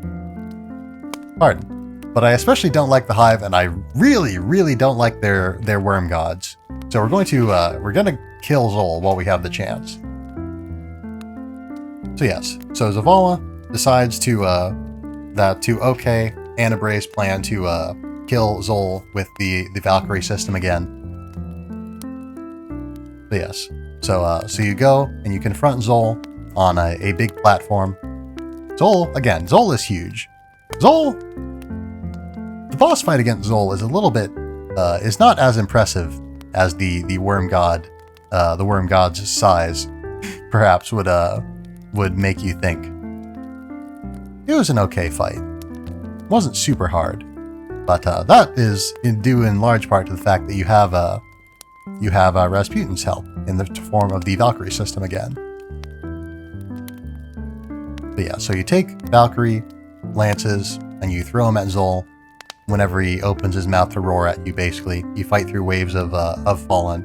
And then, once again I say Fallen, the Hive. But yes, you fight through waves of Hive, and you eventually defeat Zol. No more Zol. I suppose I should have labeled this. But no more Zol.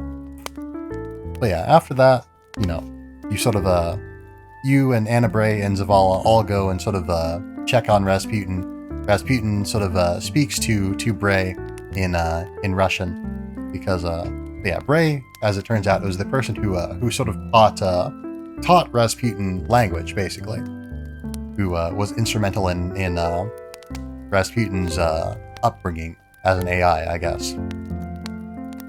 But yes, so she goes and speaks to Rasputin in Russia. Sorry.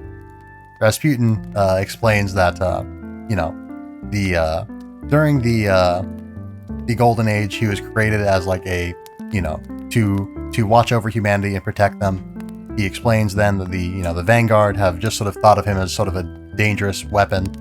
You know, they want to wield him for their purposes. They want to keep him out of the hands of his enemy. But you know, Rasputin is his own being. He wants to you know, do things on his own terms. He wants to protect humanity, like as has been established. He does, you know, he cares about humanity. He wants to do his job, but he wants to do his job the way that he wants to do it, not just the way that everyone else wants him to do it.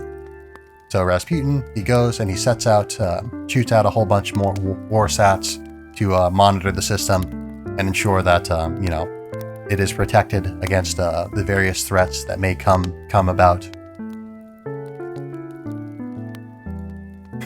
All right, and that, my friends, is, broadly speaking, we've left out some details intentionally, others I've forgotten, and I'm sure, but yeah, that is the plot of Forsaken, or sorry, that is the plot of Destiny leading up to Forsaken.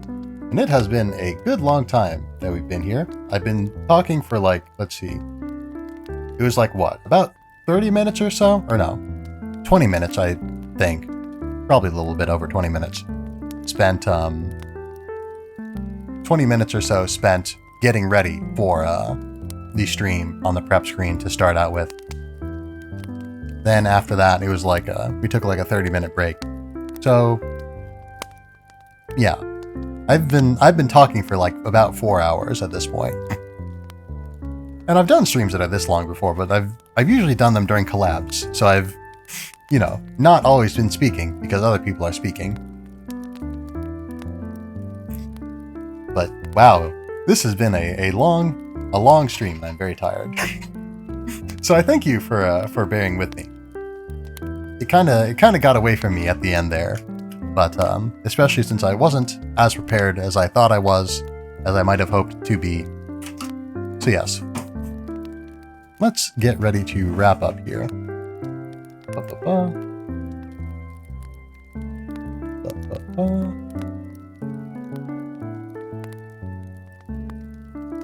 Because yes, we are just about ready to end.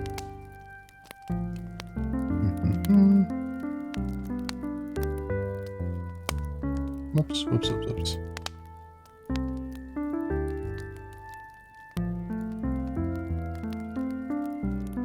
Alright, here we are. Had to set up the dark room. But yes, so that, my friends, is Destiny lore, broadly speaking. Destiny lore up to Forsaken. Again, leaving out some details intentionally, forgetting some others unintentionally, I'm sure. But we made it through, everybody.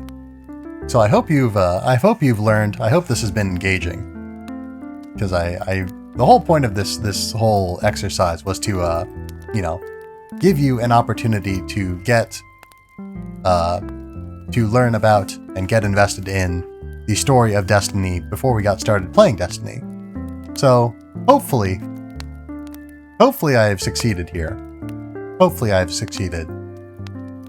And let us get ready for to raid, because I am very tired and I absolutely cannot go on for all that much longer.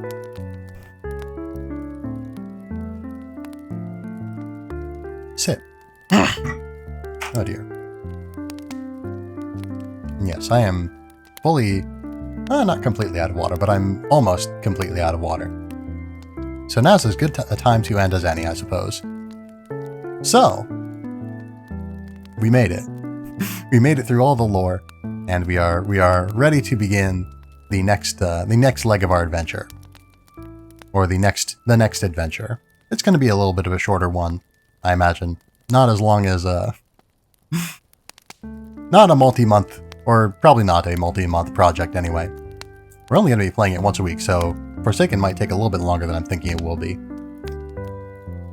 But we're going to start that next week. We have settled the business of the lore now. So let's see if I can muster enough mental energy to accurately give a schedule. So, Tuesday, we'll be continuing the collab series with Altariana, Sheppy Sheps, and Judah Kami.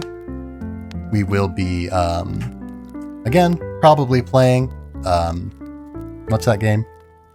Borderlands the free sequel. We will probably be playing another game in addition to that. But yes, that will be starting on Tuesday. Then, on next Thursday, we'll be playing another game. Possibly Momodora 2, possibly not. I suppose I should say, there's a pretty good chance of it being Momodora 2. Because, I kind of want to continue the Momodora series. I don't want to commit to playing through the whole series here. But yeah, I'm definitely very much interested in continuing Momodora. Let's see. Next Friday, we'll be finally continuing, or we'll be finally starting the game, Destiny 2, Forsaken. Alright. So, I've got to summon up energy for this, for the end, and then I can rest. So, anyway, let's sum up. Tuesday, I've immediately lost my momentum. Tuesday, collab series, 5:30 p.m. Central Time, Altariana, Sheppy Sheps, Judah Kami, Borderlands pre-sequel probably, maybe another game in addition to that, maybe another game instead of that, who knows. But that will be around 5:30 p.m. Central Time. Thursday, we'll be playing another game. I'd say that there's probably about like a 66% repeat, or 66.6 repeating chance of it being Momodora 2, but who knows? That will be at 7:30 p.m. Central Time, and then next Friday we will begin Destiny 2 Forsaken, and that will begin at 10 a.m. Central Time. So once again, I hope that this has been engaging and informative and interesting. I've enjoyed doing it. I definitely like this sort of format of stream. I'm probably not going to do it super often, but I would like to do it more. But yes, so that is that. As always, if anyone has any suggestions for our raid target, because we are going to wrap up here with a raid as per usual. If anyone has any suggestions for our raid target, I will gladly accept them. If not, I can always grab a target myself. And I will give you all a minute to do that while I recompose myself. While I reinstall my brain energy.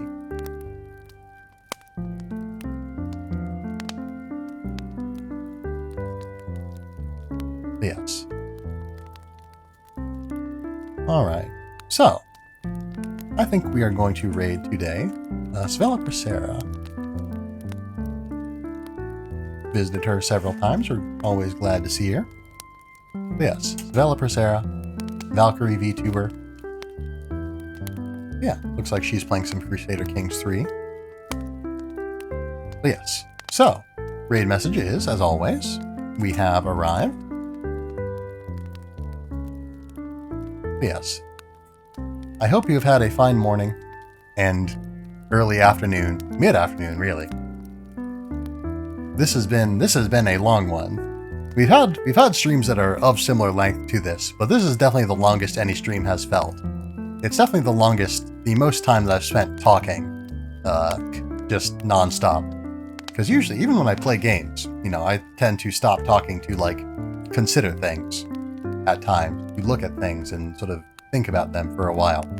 But, yeah, I did my best to not let up on the narration so that we could complete this in a reasonable amount of time, and I think I did a reasonable job of it. So, raid messages as always, we have arrived. I hope you have had a fine morning and afternoon. I hope that you will continue to have a fine day. And let us get this raid underway. Thank you so much. I hope you'll be well until next time I see you, and farewell.